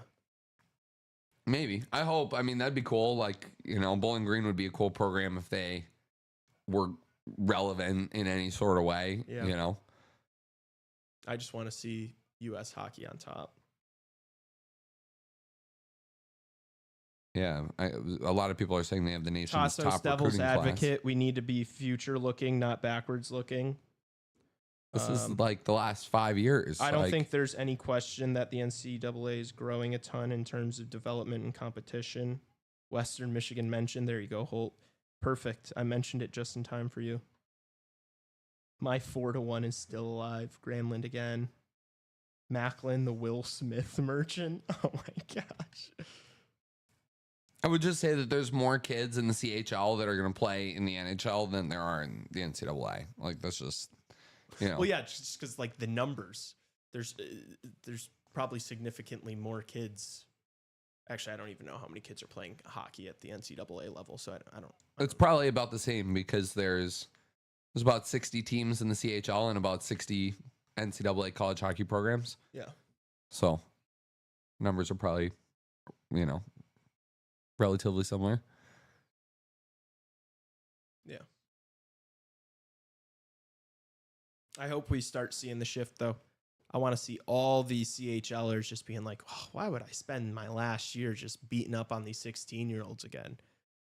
I'm going to go to Michigan State. See? I'm going to go to Penn State. See, and here's the thing, too.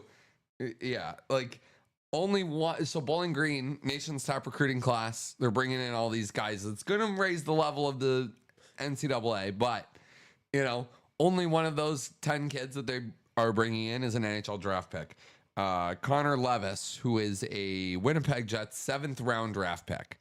So, it's not like all these kids, like these aren't like NHL superstars that are, carving out, their next steps to the show at Bowling Green with the Falcons. Like, it's more like, hey, I want to get a free education, and the hockey's a little better than youth sports. I don't really care. I don't really care how or why it happens.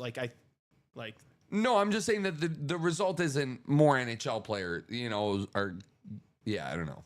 Well, if the result is going to be that the level of hockey is raised from the NCAA, I think it'd be fair to assume that you're going to start seeing more kids coming out of there going to the NHL.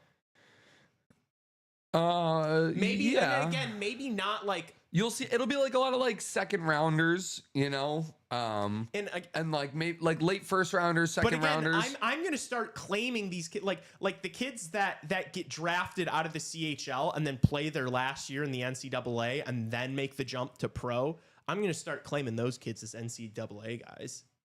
I guess, even though they spent 4 years with their major junior team and they played 5 months for Minnesota. Yeah, NCAA. Yeah, don't care. They couldn't even. They spent 3 years of their life. They don't even know how to get around campus. Don't care. Yeah. They put on that jersey. That's an NCAA right there. Yeah. That's all I care about, chat.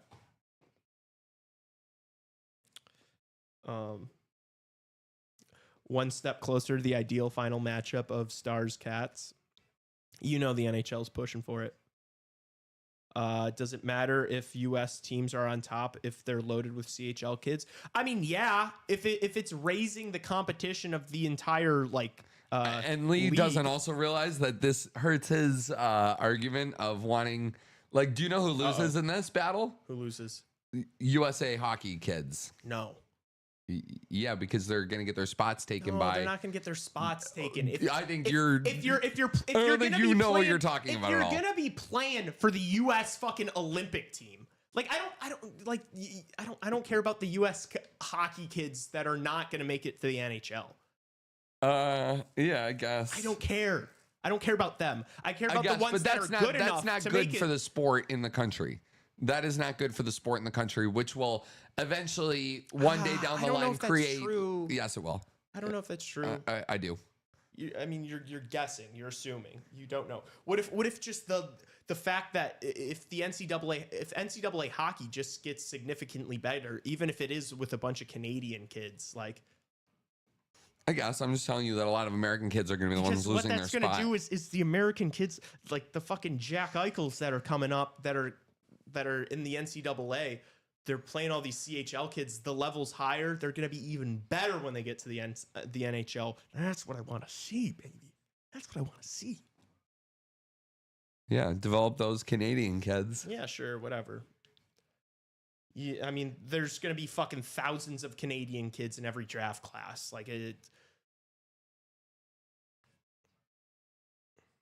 That's not going to change. Yeah. There are going to be a lot of kids, though, that lose their spots. So either D3 hockey's about to get really good, you can't go from the NCAA to CHL, can you? Yeah, you can. Oh, you can? Then you could always do that. They'll just go to the CHL then. Some of them will. The kids that lose their spots. And then eventually the CHL will just be a bunch of shit American kids. The CHL is going to be all American kids, and the NCAA is just going to be a bunch of Canucks.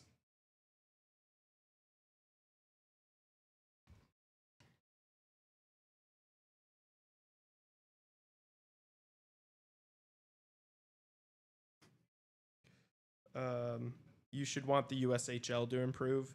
That's where the NTDP kids. The USHL needs to join the CHL is what needs to happen. You think? Yeah, dude. The USHL is irrelevant. The USHL is pointless now because of the rule change. Why would I play in the USHL if I can go play in the Dub? Or if I can go play for the London Knights? I'm going to go play for the Cedar Rapids Rough Riders. You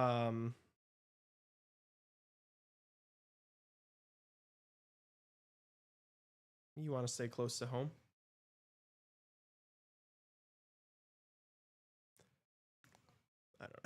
I didn't have a good. You lost me, dude. Yeah, you lost me, dude. Well, I obviously had nothing good there. We gonna post the Mount Rushmore? Yeah. Who's we? Yeah, right. Who's we? Well, there ain't no we in any of this. I knew that was coming. Yeah, we'll all get right on it. Yeah. You mind cooking one up real quickly? You mind cooking up a Mount Rushmore for us? I got you. Hey, I didn't say it. Get off my back. Oh, we'll sit back and wait for that one.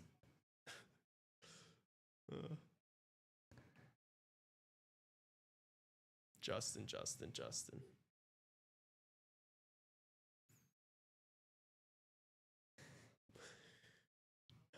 What is going to be the rushy that we post tonight?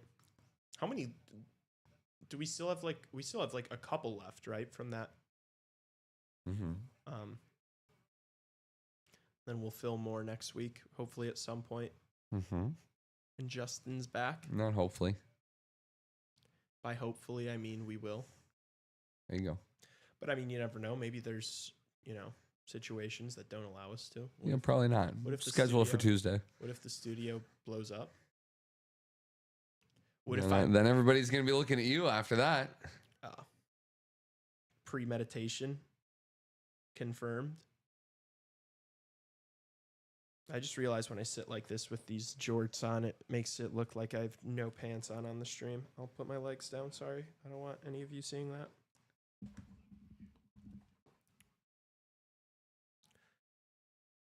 I was saying when you were in the other room about the Mount Rushmores, I was saying that I think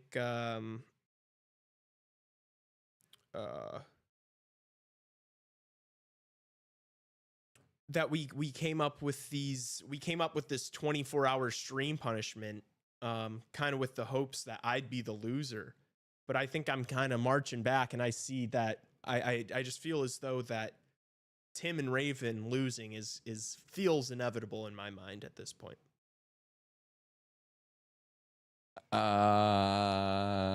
Yeah, sure. Yeah, you want to make it feel like you're in it. Yeah.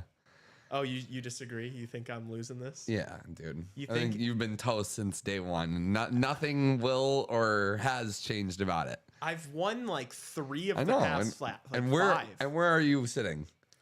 Like 1 win behind Raven and Tim, who have been on an absolute fucking stinker. Well, okay. First of all, we fucked up the point system, making it 4-3-2-1. It should have been 3-2-1-0.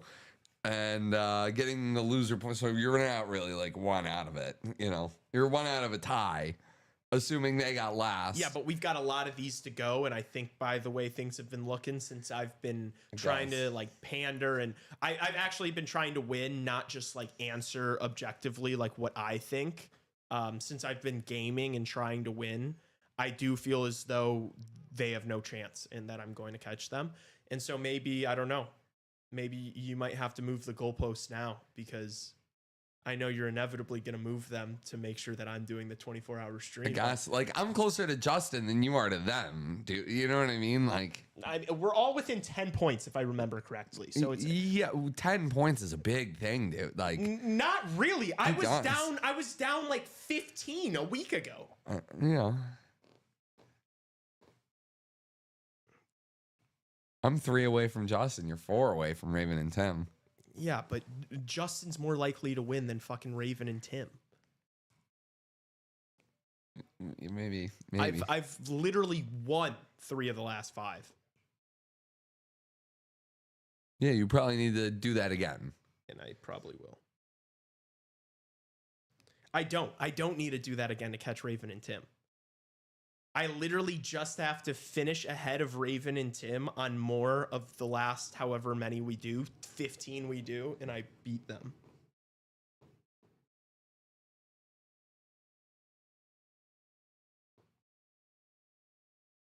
Xavier, you better subscribe to this YouTube channel if you're watching right now. You better hit subscribe so that we can hit the... Have we gotten any... this stream? No. Oh, great. Xavier, hit the subscribe button.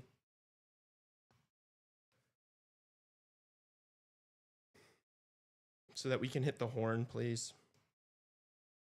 I refuse to believe that you've already subscribed.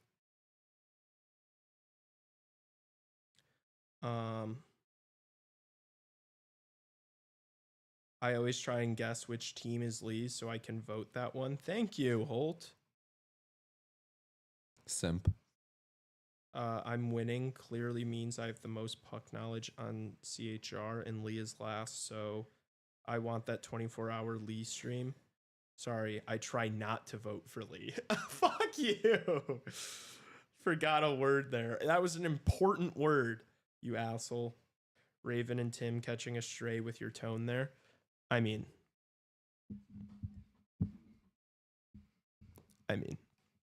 I won't clarify. I'm coming for him, though. I'm going to make a bold prediction and say that I'm not even going to finish third. Or fourth. I think that's hilarious. Yeah, laugh now, laugh now. You also probably said it was hilarious that I thought that the Florida Panthers were going to come back in the series against Toronto. I guess. I don't know. You lose one game. At least Lee has started pandering picks lately, though. Yeah, and I've been absolutely cooking. At least we played one bad game in the series. I'm here for the 24-hour Lee live stream. Lee, you can't finish third anymore? What do you mean?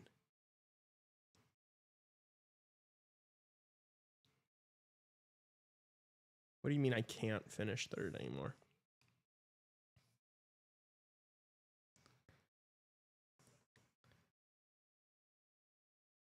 24-hour stream. Can we rebuild the Blackhawks on NHL 25?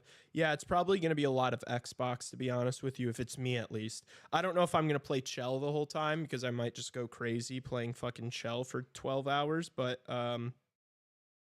stream goes until you win a cup. Well, I just turn the difficulty down. No, but X, I'm trying to play some Overwatch on the 24-hour live stream. That's what I'm trying to do. I'm trying to get some OW. Yes, sir. I'm trying to get some OW 2 going. You know, just flex my SR on chat for a little bit, just so I can show everybody here that I'm actually good at something and that it's Overwatch 2. I know a team. Yeah, I might have to call the Avengers for my 24-hour stream. I don't even know why I'm saying my 24-hour stream. It's not going to be me. It's going to be Raven and Tim, which unfortunately for all of CHR, I think if Raven and Tim loses, I think all of CHR loses. Yeah, probably. Yeah, I think. I think they got it, dude. You think? Yeah. You think I'm gonna lose this one? You're gonna have to pull out all the bells and whistles to try to rig this thing against me the best you can. Yeah, I don't know.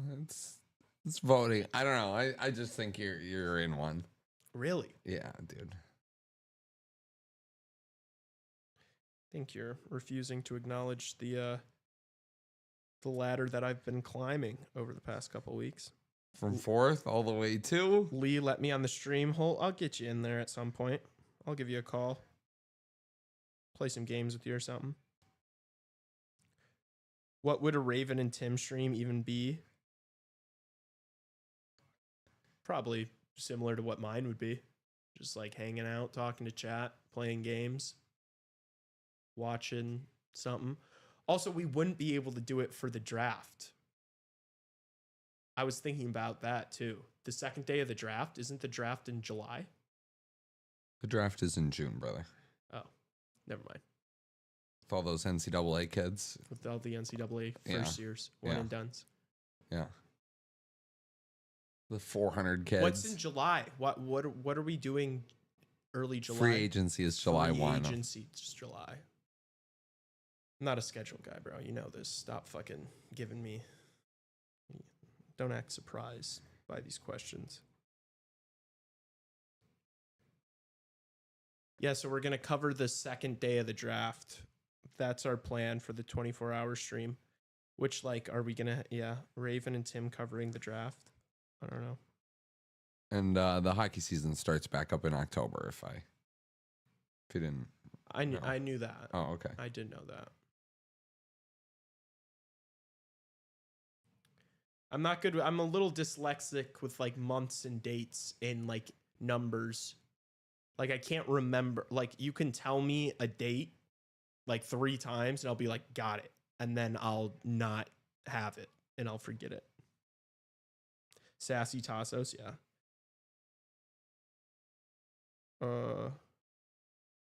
A Raven and Tim 24-hour stream means Lee is there for 18 of it. Yes, obviously.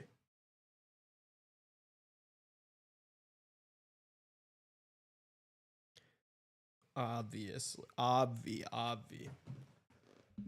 right, can we get to the third period here? I need to sit up and lock in. Oh, Sassos Kirkos. Sassos. Yeah, but on the die table, you are locked. I'm also really locked at beer die. Maybe we should play beer die for the 24-hour stream. Honestly, we should figure out, we should go mobile for the 24-hour stream. You know how like streamers are doing that? They're like walking around and then they got like chat on their phones. We should find a way to do that. Go to like dinner on the 24-hour stream. Hit the town. You guys want to see Lee hitting the town on a 24-hour live stream?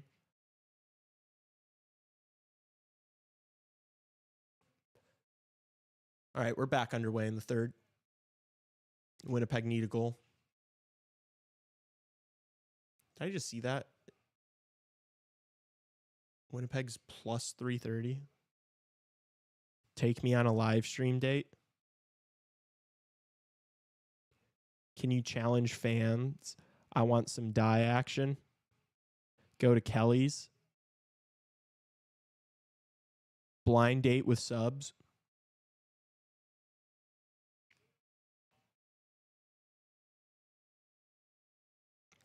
If y'all go to Kelly's on the stream, I'll come pay your tab. Be careful. Don't speak too soon, Lo. You don't know what kind of tab I'm going to run up at Kelly's.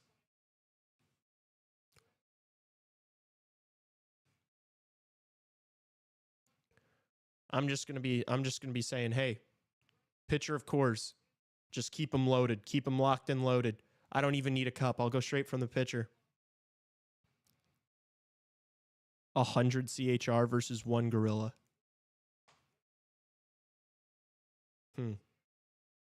I think the Gorilla would beat the shit out of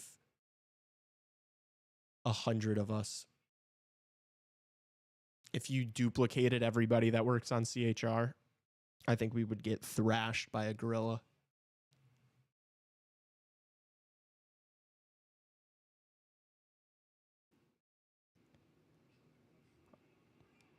Oh, Dallas almost just scored again, man. Taking CHR all day. Really? I don't know how useful Raven and Tim will be in a fight against a Gorilla. What am I talking about? I don't know how useful I'll be in a fight against a Gorilla.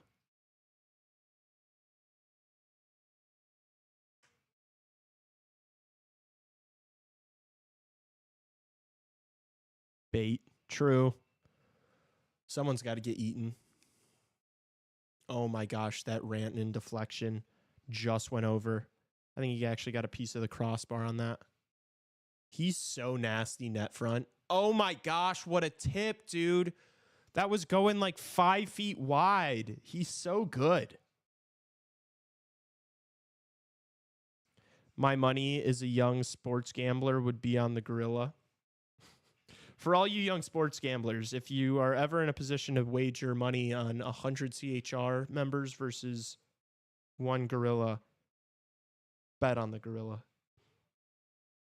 Call an ambulance, but not for me. Miko's insane. He's unbelievable, dude.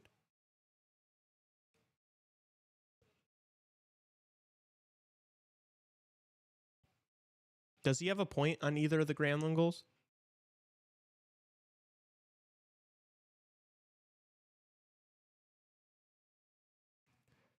I've been talking about the CHL and fucking Gorillas on live stream. What have I missed, boys? What did you miss? Not a lot as far as the game goes, I feel like. Granlund scored again. Tassos and I had an argument about... Not really an argument, but a spirited discussion about... It's not an argument, really, if you know... It's not an argument. If somebody's right and somebody's wrong, But it's not really. Tassos, I'd imagine that's how you think of every argument you're in. With you, yeah. It's not an argument because I'm right every time. Yeah. Oh, chat. Guess what? Guess what just dropped, chat? Mount Rushmore, new Mount Rushmore, new Mount Rushmore. Go like and vote, but vote responsibly. Best hands team. Oh, I remember this one. I remember this one. I remember getting chirped somehow for this one, I think.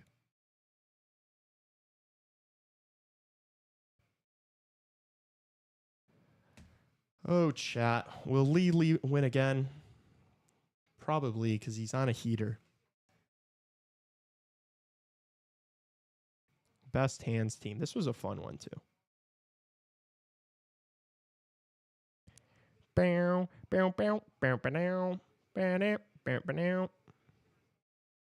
Sorry, chat, one sec. I'm voting on the Bernie Sanders.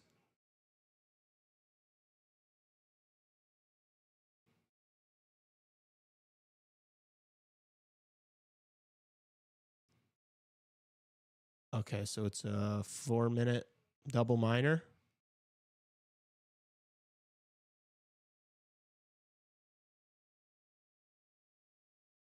Oh, his tooth came out, bro? Jeepers, he lost it. Hintz lost the chiclet, chat.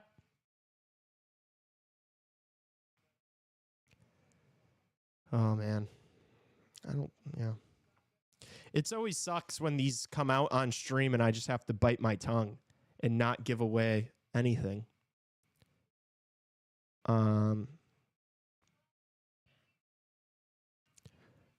Imagine showing this Miko graphic to someone at the beginning of the year. It would have been mind-boggling.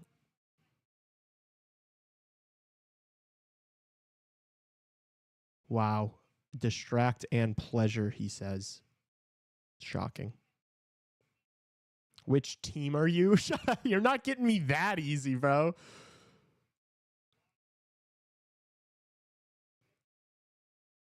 He said nose goes. That's crazy work. Tassos always puts Hawks guys in other jerseys unless they're on his team. True.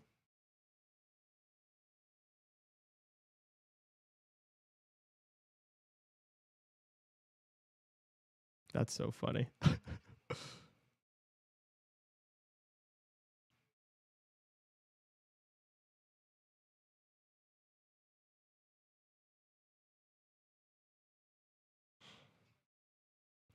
Bow, bow, bow, bow, bow, bow, bow, bow, bow, bow, bow. Gosh, I love Mount Rushmores.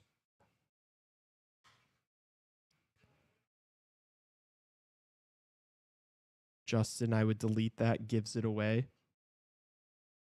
What did he say? He just said, you always you put Hawks guys in other jerseys unless they're on your team. Well, yeah. Tassos just replied to that with, well, yeah. That is nasty work. That is nasty work. What? Oh, my gosh. We'll get into it. Well, I'm not even on the show tomorrow, so I can't get into it tomorrow. Oh, the agony. You think I'm going to lose? You're a fool if you think I'm going to lose. Oh, Kyle Connor. Oh, my gosh. And he gets stoned by Ottinger on the breakaway, shorthanded. Kane in a Wings jersey, too. LOL. Nasty work. That is nasty work.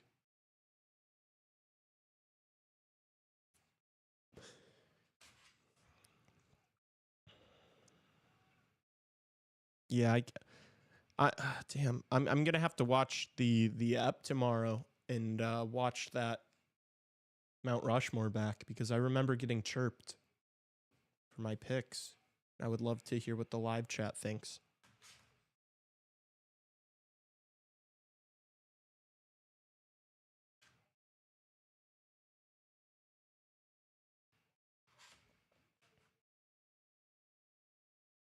Be really nice if Dallas could get an insurance goal here on this power play, but Here's Rantanen. Like the point Harley. Back over Rantanen. Oh, was looking for a deflection from Hintz. Kind of just hit him and bounced back to Rantanen. Down low, Robertson. He's got Johnson here. No, he's going to go back to Rant. Johnson with the 1T. Good save from Hellebuck. He's able to glove the... it bounced up on him. Gloved it down.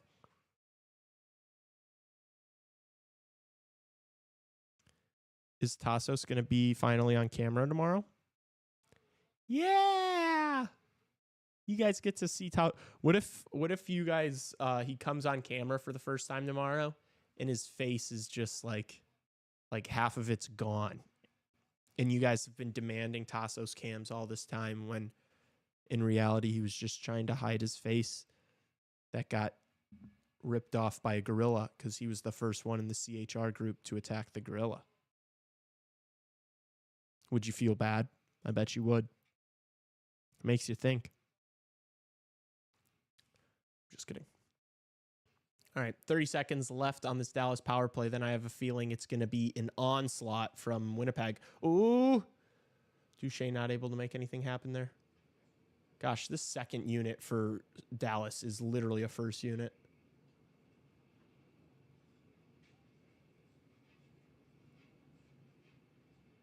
Come on, Duchesne.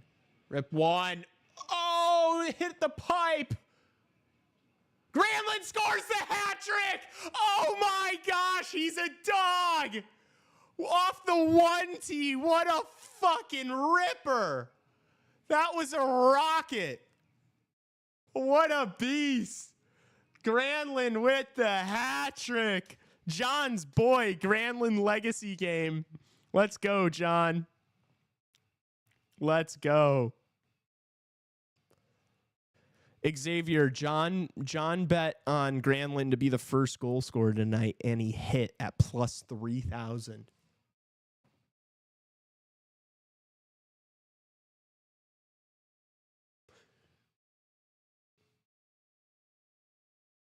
That's so electric.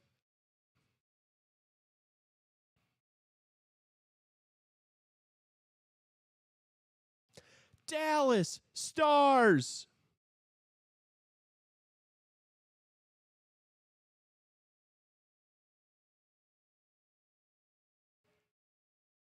Damn, what a shot, dude.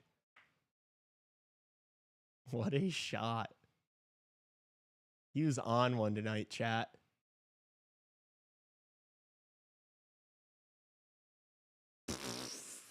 Just glove side every time. Hellebuck cannot make these saves with his glove. He's just... That's so sick. Falls to his knees. That's so sick, dude. He's going to have a picture of that posted up in the crib for the rest of his life. That's awesome.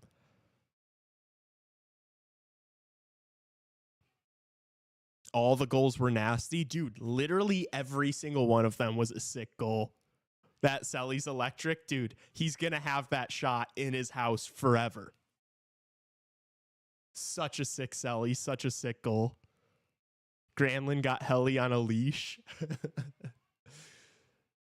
Oof. All right. Now it is a mountain and a half for Winnipeg to climb. Need to put 2 past Ottinger in 12 and a half. Good luck. Good luck, Winnipeg.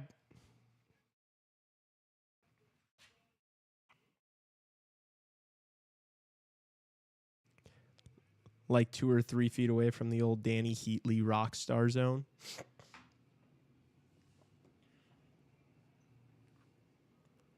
Danny Heatley. Deep cut. 4-1 looking good. Yeah, it's not looking bad at all. With an empty net. Honestly, I don't hate my 4-2 here. I wouldn't be shocked if Winnipeg scores one. Pulls the goalie. Then Granlund gets his 4th on the empty netter. I'll take that. Here's Jamie Benn.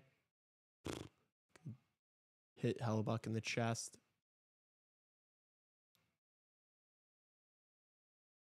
Damn, Dallas is playing with jump right now. They've got all the legs. Look at these guys. They're buzzing right now.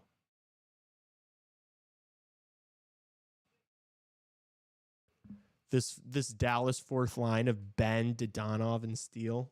Crazy work. That's a crazy fourth line.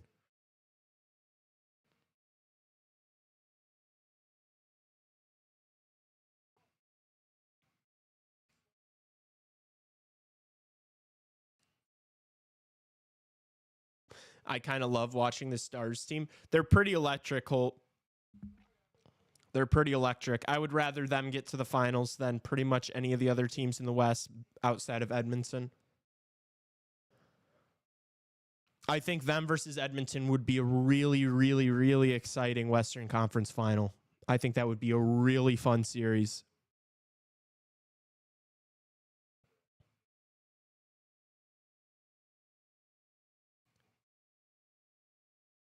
Florida Canes in the East. Dallas, Edmonton in the West. Not bad. Not bad, IMO. This team will take down Florida. They are due. I don't know about all that, but they could. They're good enough to. It's one thing to talk about it. It's another thing to do it.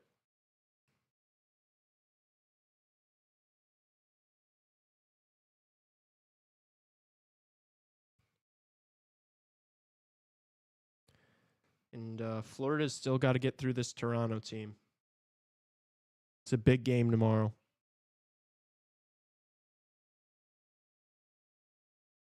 I'm excited for that stream. Are they they're the early game, right?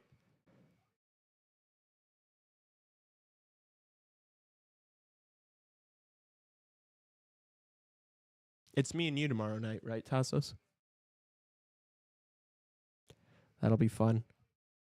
Oh, and it's the two best fucking series as well. Let's go. Panthers Leafs followed up with Oilers Golden Knights. Oh my gosh, guys, the stream tomorrow is going to be electric.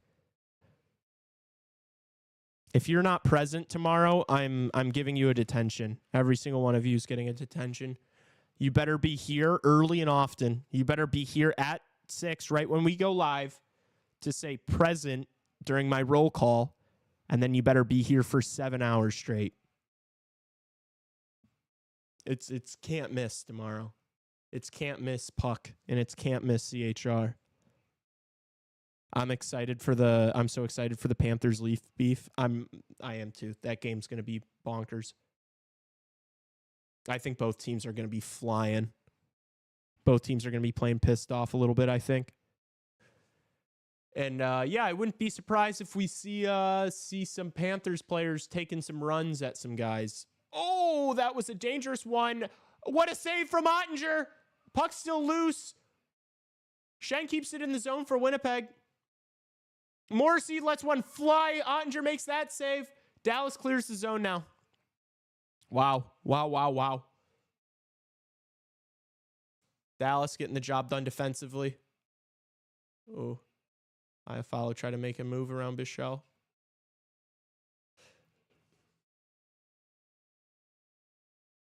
Every Stars Oiler game would be 10-9. True.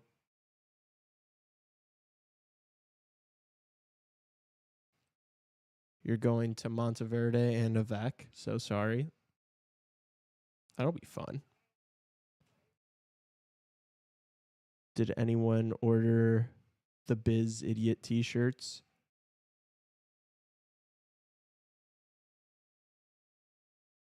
John was trying to get a rezo on Thursday.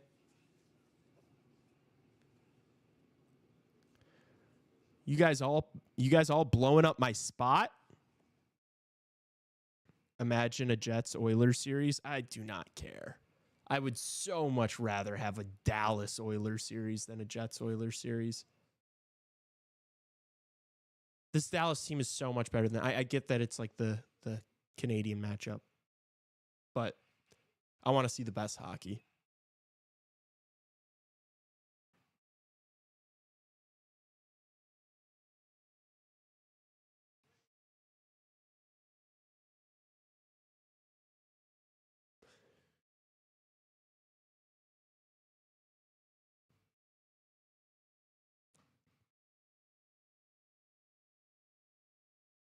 Ever since you said Saul Goodman pulled up. Saul Goodman pulled up. I saw Saul Goodman at oh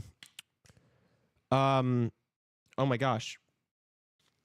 Doves. I saw Saul Goodman at Doves, not a vac.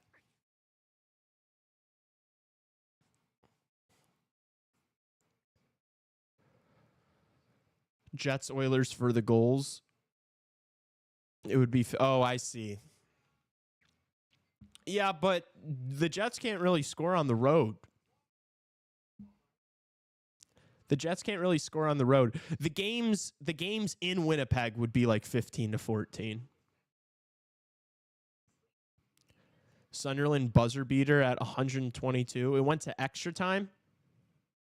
3-2 on aggregate. They play Sheffield United May 24th. For promotion. That tastes like promotion.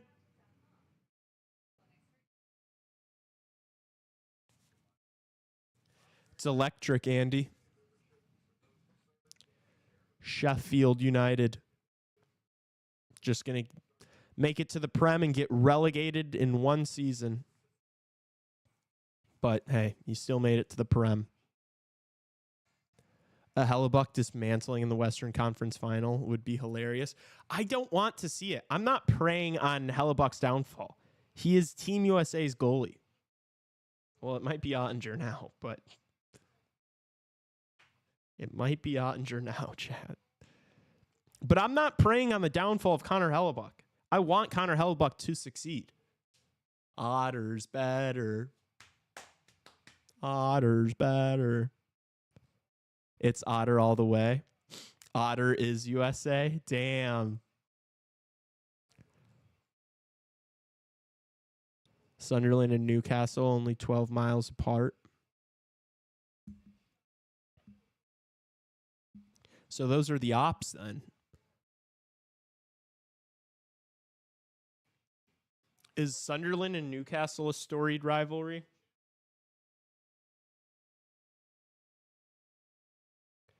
Did Sunderland used to be good? I know Newcastle was is like a super storied club. They have so much history.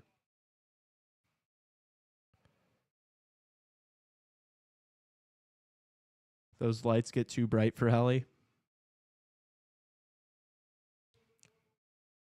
Who's the team that's across the street from Paris Saint-Germain? I don't know. I don't watch the French league ever. The only time I watch a French team is when they're playing in the Champions League.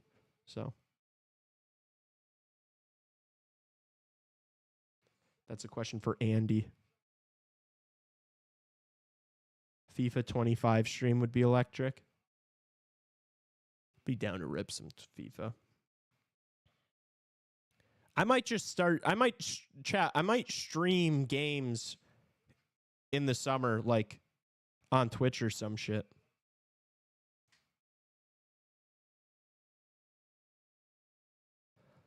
Question for Google. Yeah, fair enough. Beats me too.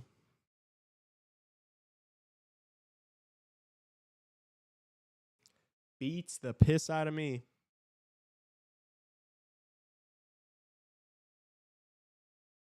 Stream on the CHR YouTube channel. I'm not going to stream me playing Xbox on the CHR YouTube channel. That'd be crazy. Party chat's not allowed. Says who?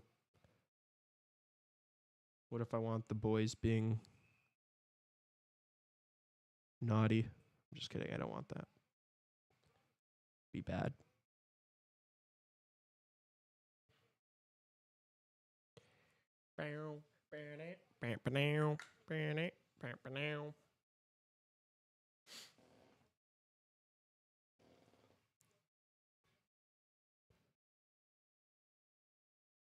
Eight and a half left, chat. Does Winnipeg have anything in the tank? Or is it going to continue to be all Dallas here?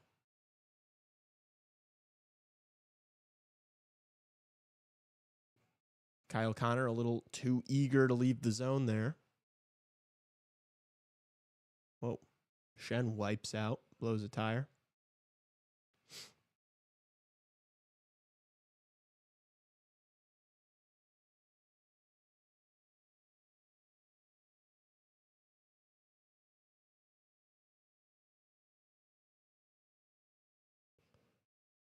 All right, Winnipeg breaks out.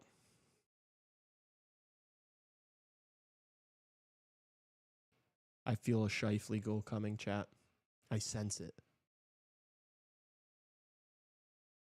Bedtime. Good night, Xavier. Good night, Exy. FIFA Club World Cup is on DAZN. How are these crowd mics so bad? The crowd sounds terrible. We have it on like 3 volumes, so it's really low, but it does sound like it's like cutting in and out almost. I don't know if you're getting that too, but that's what it sounds like from my end.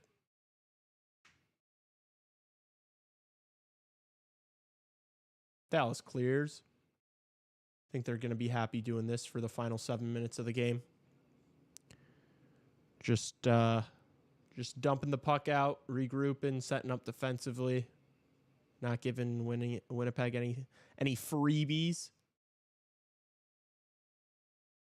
Steele sends it in. Hellbuck tried to play it. Oh, it actually rung around the boards and out of play. Interesting.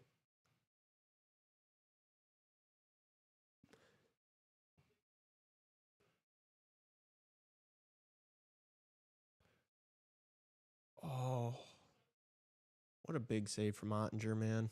So inspirational.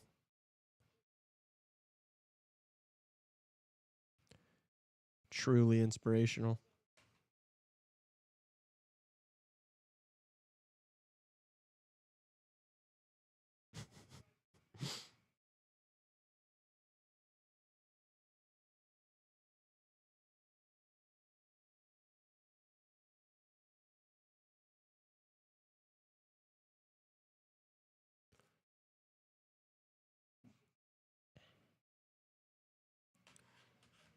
Harley rings it around the boards. Winnipeg keeps it in for now. Now Dallas gets it out. They're going to be on a 2-on-1 here. Sagan back to Marchment. Rips one. I think Hellbuck got a piece of that. Wow. Big save. But it might be too little too late. Uh-oh, we got a kerfuffle. Shocker, it's Marchment. Play keeps going. The Zebras kept the whistles in their pockets. I respect that. No need to blow everything dead. Whoa. Here's Granlund. Looking for his 4th goal of the night. Rantanen back to the point. Lindell lets one fly.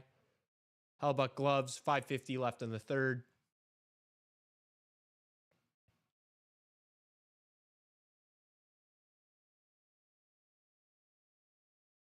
It was Lowry just beating up on Marchment.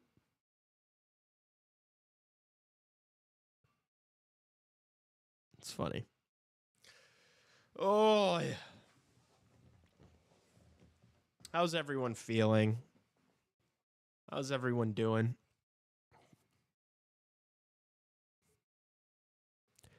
Are you guys sleepy tonight? Do we have a sleepy chat tonight?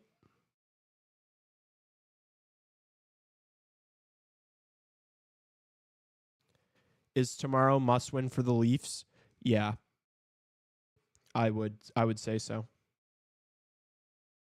No, quite the opposite. Yeah. No, it's not a must win for the Panthers. The Panthers, like, I think still have a clear path to win it if they lose tomorrow, because it's like you just go home, take care of business on home ice, force Game 7, and then you play the Leafs in Game 7. For the Leafs, you don't want to lose this one and then, have to win on the road in Game 6 and then also clutch up in Game 7. I think it's far more pivotal Far more important for the Leafs to win tomorrow than the Cats. But look, I mean, it's deadlocked at 2-2. Both teams, you got to put your best effort out there. Must win mentioned. I love calling things must wins. Look, if the Leafs lose tomorrow and then end up winning the series, I'll stop calling things must win. If Winnipeg comes back in the series after losing tonight, I'll stop calling things must win.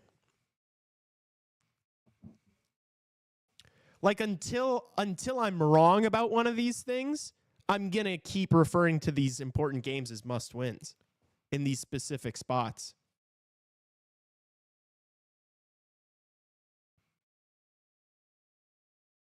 You know what I'm saying? Like, I know it's becoming a little bit that Justin and I have been doing. But like we all, everybody who's watched the Leafs over the past few years understands that tomorrow is a must-win game for the Toronto Maple Leafs. Like, if you were to bet on the Leafs to lose tomorrow and win the series, the odds would be astronomical. The odds would be insane on that. Because it's just so unlikely that they lose tomorrow and then win the series.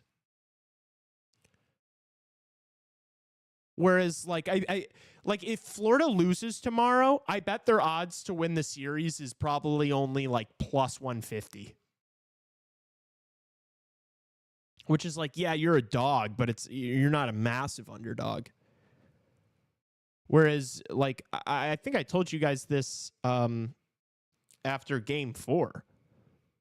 But the Leafs-Panthers series is tied 2-2 after 4. And the Panthers are minus 200 to win the series. In 2 of the last 3 games they're going to play are going to be on the road. But they're minus 200.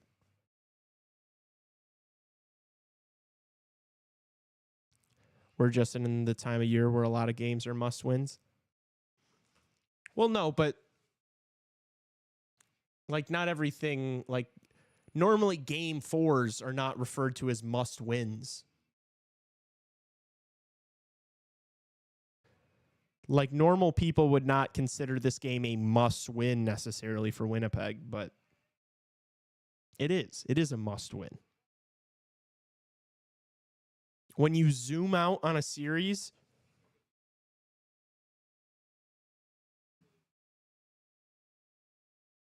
this was a Game 4 must-win for Winnipeg, yeah.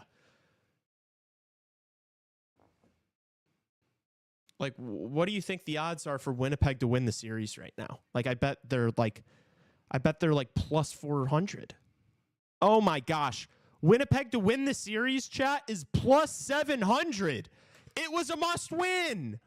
It was a must-win. They are down 3. They're going to be down 3-1, and their odds to win the series is plus 700. It was a must-win tonight. It was. Straight up. I don't make the rules.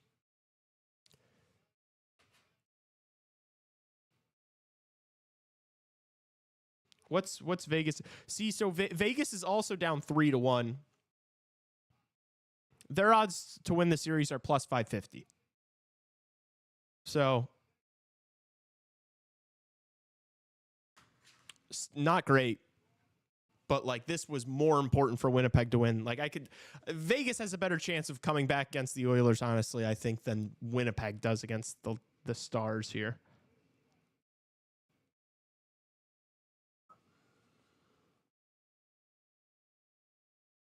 Oh, big hit. Winnipeg has got 2 minutes, a 2-minute peeper. Need to score. Ehlers throw. Oh, was looking for Scheifele really quick there. I don't think Scheifele was ready for that. Dallas clears.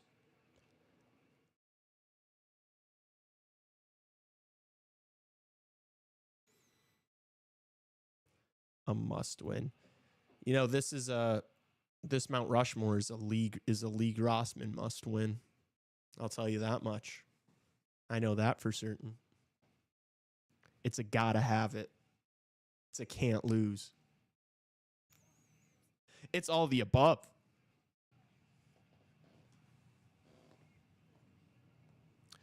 This Dallas crowd is loving this kill right now.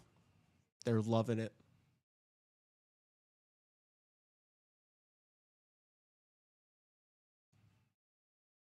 Also, I am going to be predicting. I do think I'm probably going to be predicting Winnipeg to win Game 5, even though I did say Dallas to win this series in 5 games.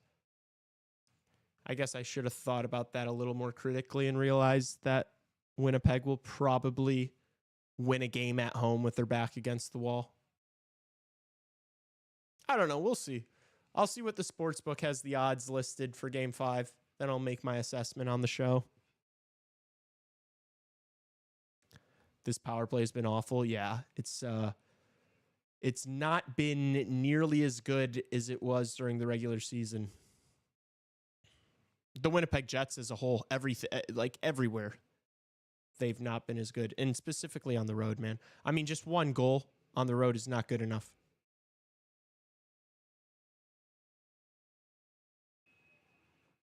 Another big save from Jake Ottinger. Jeez. They're going to build a statue of this guy. Dallas loves Jake Ottinger. I mean, why wouldn't you? According to CHR chat, he is Team USA.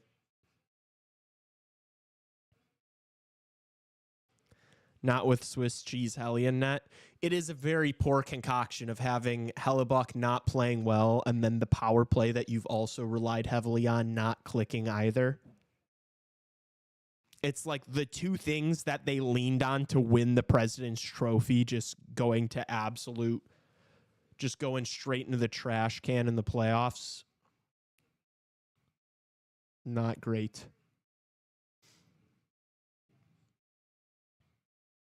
Honestly, if I was a Winnipeg Jets fan, I'd be pissed off because I'm like, you guys only win at home because of us. Like, you guys are only winning because of us.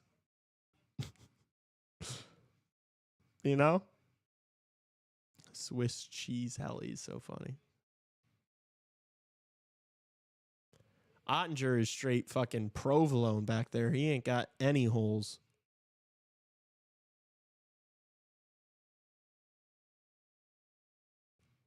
Gosh, that save if he robbed Kyle Connor. I mean, yeah, Winnipeg had the looks tonight.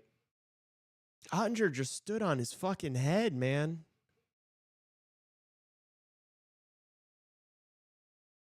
$29 of 30 shots saved from Ottinger. Jeepers, man. Dallas should take the piss and pull Jake O as well. They should pull him.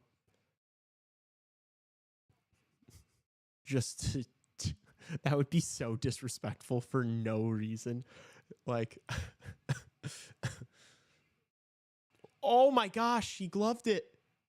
Gosh, dude, this guy is just seeing everything. There was so much traffic there. Empty net. Did you have the 4-1 prediction? Boom.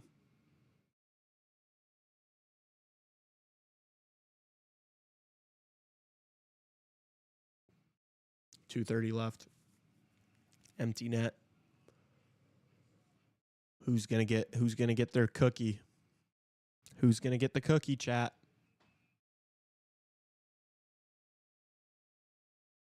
Has been so clutch all playoffs. He got lit up a couple of times against Colorado, but yes, he's been very good. Even the games he got lit up by Colorado, he still looked good.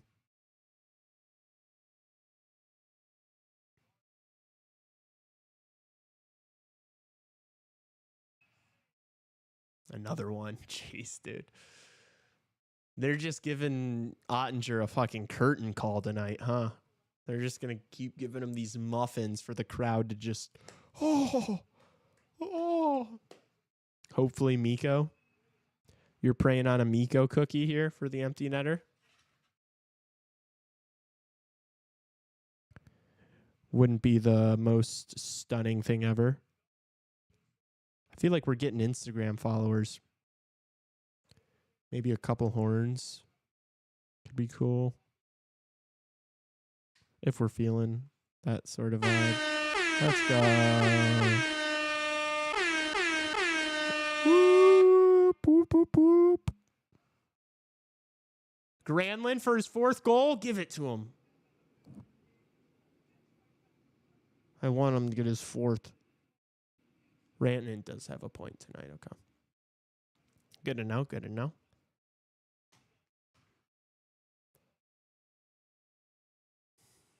No, Granlund's off.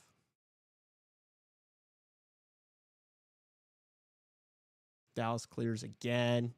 Pionek's got to be careful.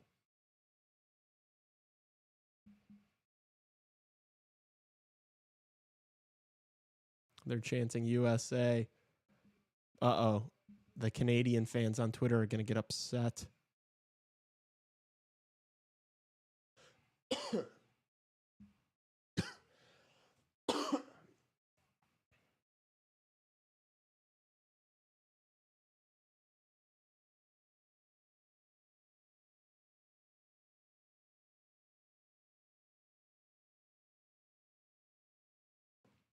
1 minute left. Oh, that one was high. That was nowhere near the net.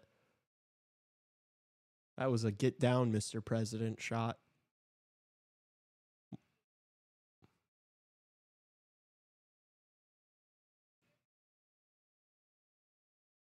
Oh, that would have been crazy if Wyatt Johnson scored off of a hoist. I have Mikko 2 points and Granlund 1 point. Oh, shit. Damn, bro. I would have been way more locked in cheering for Mikko there for you. That's on me, bro. I don't think he's going to get a cookie, unfortunately. Come on. Unless it pops out to him right now. That's it. It sucks. Well, John, I don't feel that bad for you because of that first goal ticket. That'll do it.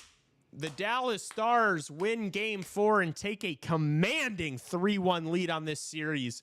Winnipeg going back home, trying to survive in Game 5 with plus 700 odds of winning the series now. I think Dallas will probably get it done. I mean, I don't think it's going to go 7. Dallas is going to get it done in 5 or 6. I'm going to have to take a long look in the mirror and think to myself whether I think they're going to get it done in 5 or 6. But as of right now, I feel like Winnipeg. Oh. I do think Winnipeg's going to win at home. I think. That's in my gut. That's what my gut's telling me. But it's like, who cares? We're talking about Dallas doing it in 5 or 6, whatever. I'm just so excited for the games tomorrow, honestly. I'm excited to see how Vegas responds at home after, the Oilers really going after Hill all of Game 4. And then I'm so excited for this Panthers-Leafs game, man. It's going to be cinema. I think it's going to be like the highest level of hockey that we've seen. Honestly, I think it's going to be a great game tomorrow. And it's obviously going to be physical as hell. But in such an important game, I don't think, I know Twitter's making it seem like the Panthers are going to, start the game with, 3 fights. Like it's the Four Nations or something. I don't think that it's going to be that level of tomfoolery.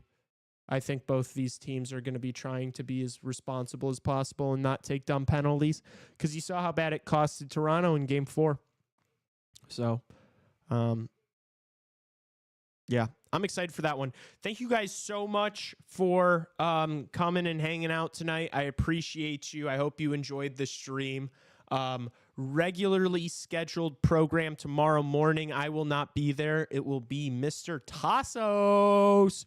So if you've missed Tassos's cute face Make sure you're tuning into the show tomorrow morning. And then me and Tassos will be here together again tomorrow night to stream the Leafs, Panthers, and the Vegas Oilers game tomorrow night. Both of them, yes, doubleheader. So, yes, thank you guys so much. If you are here and still watching and have not subscribed to this channel yet, do so so that you can watch the streams coming this week. We appreciate you. We love you. We will see you tomorrow. Cheers.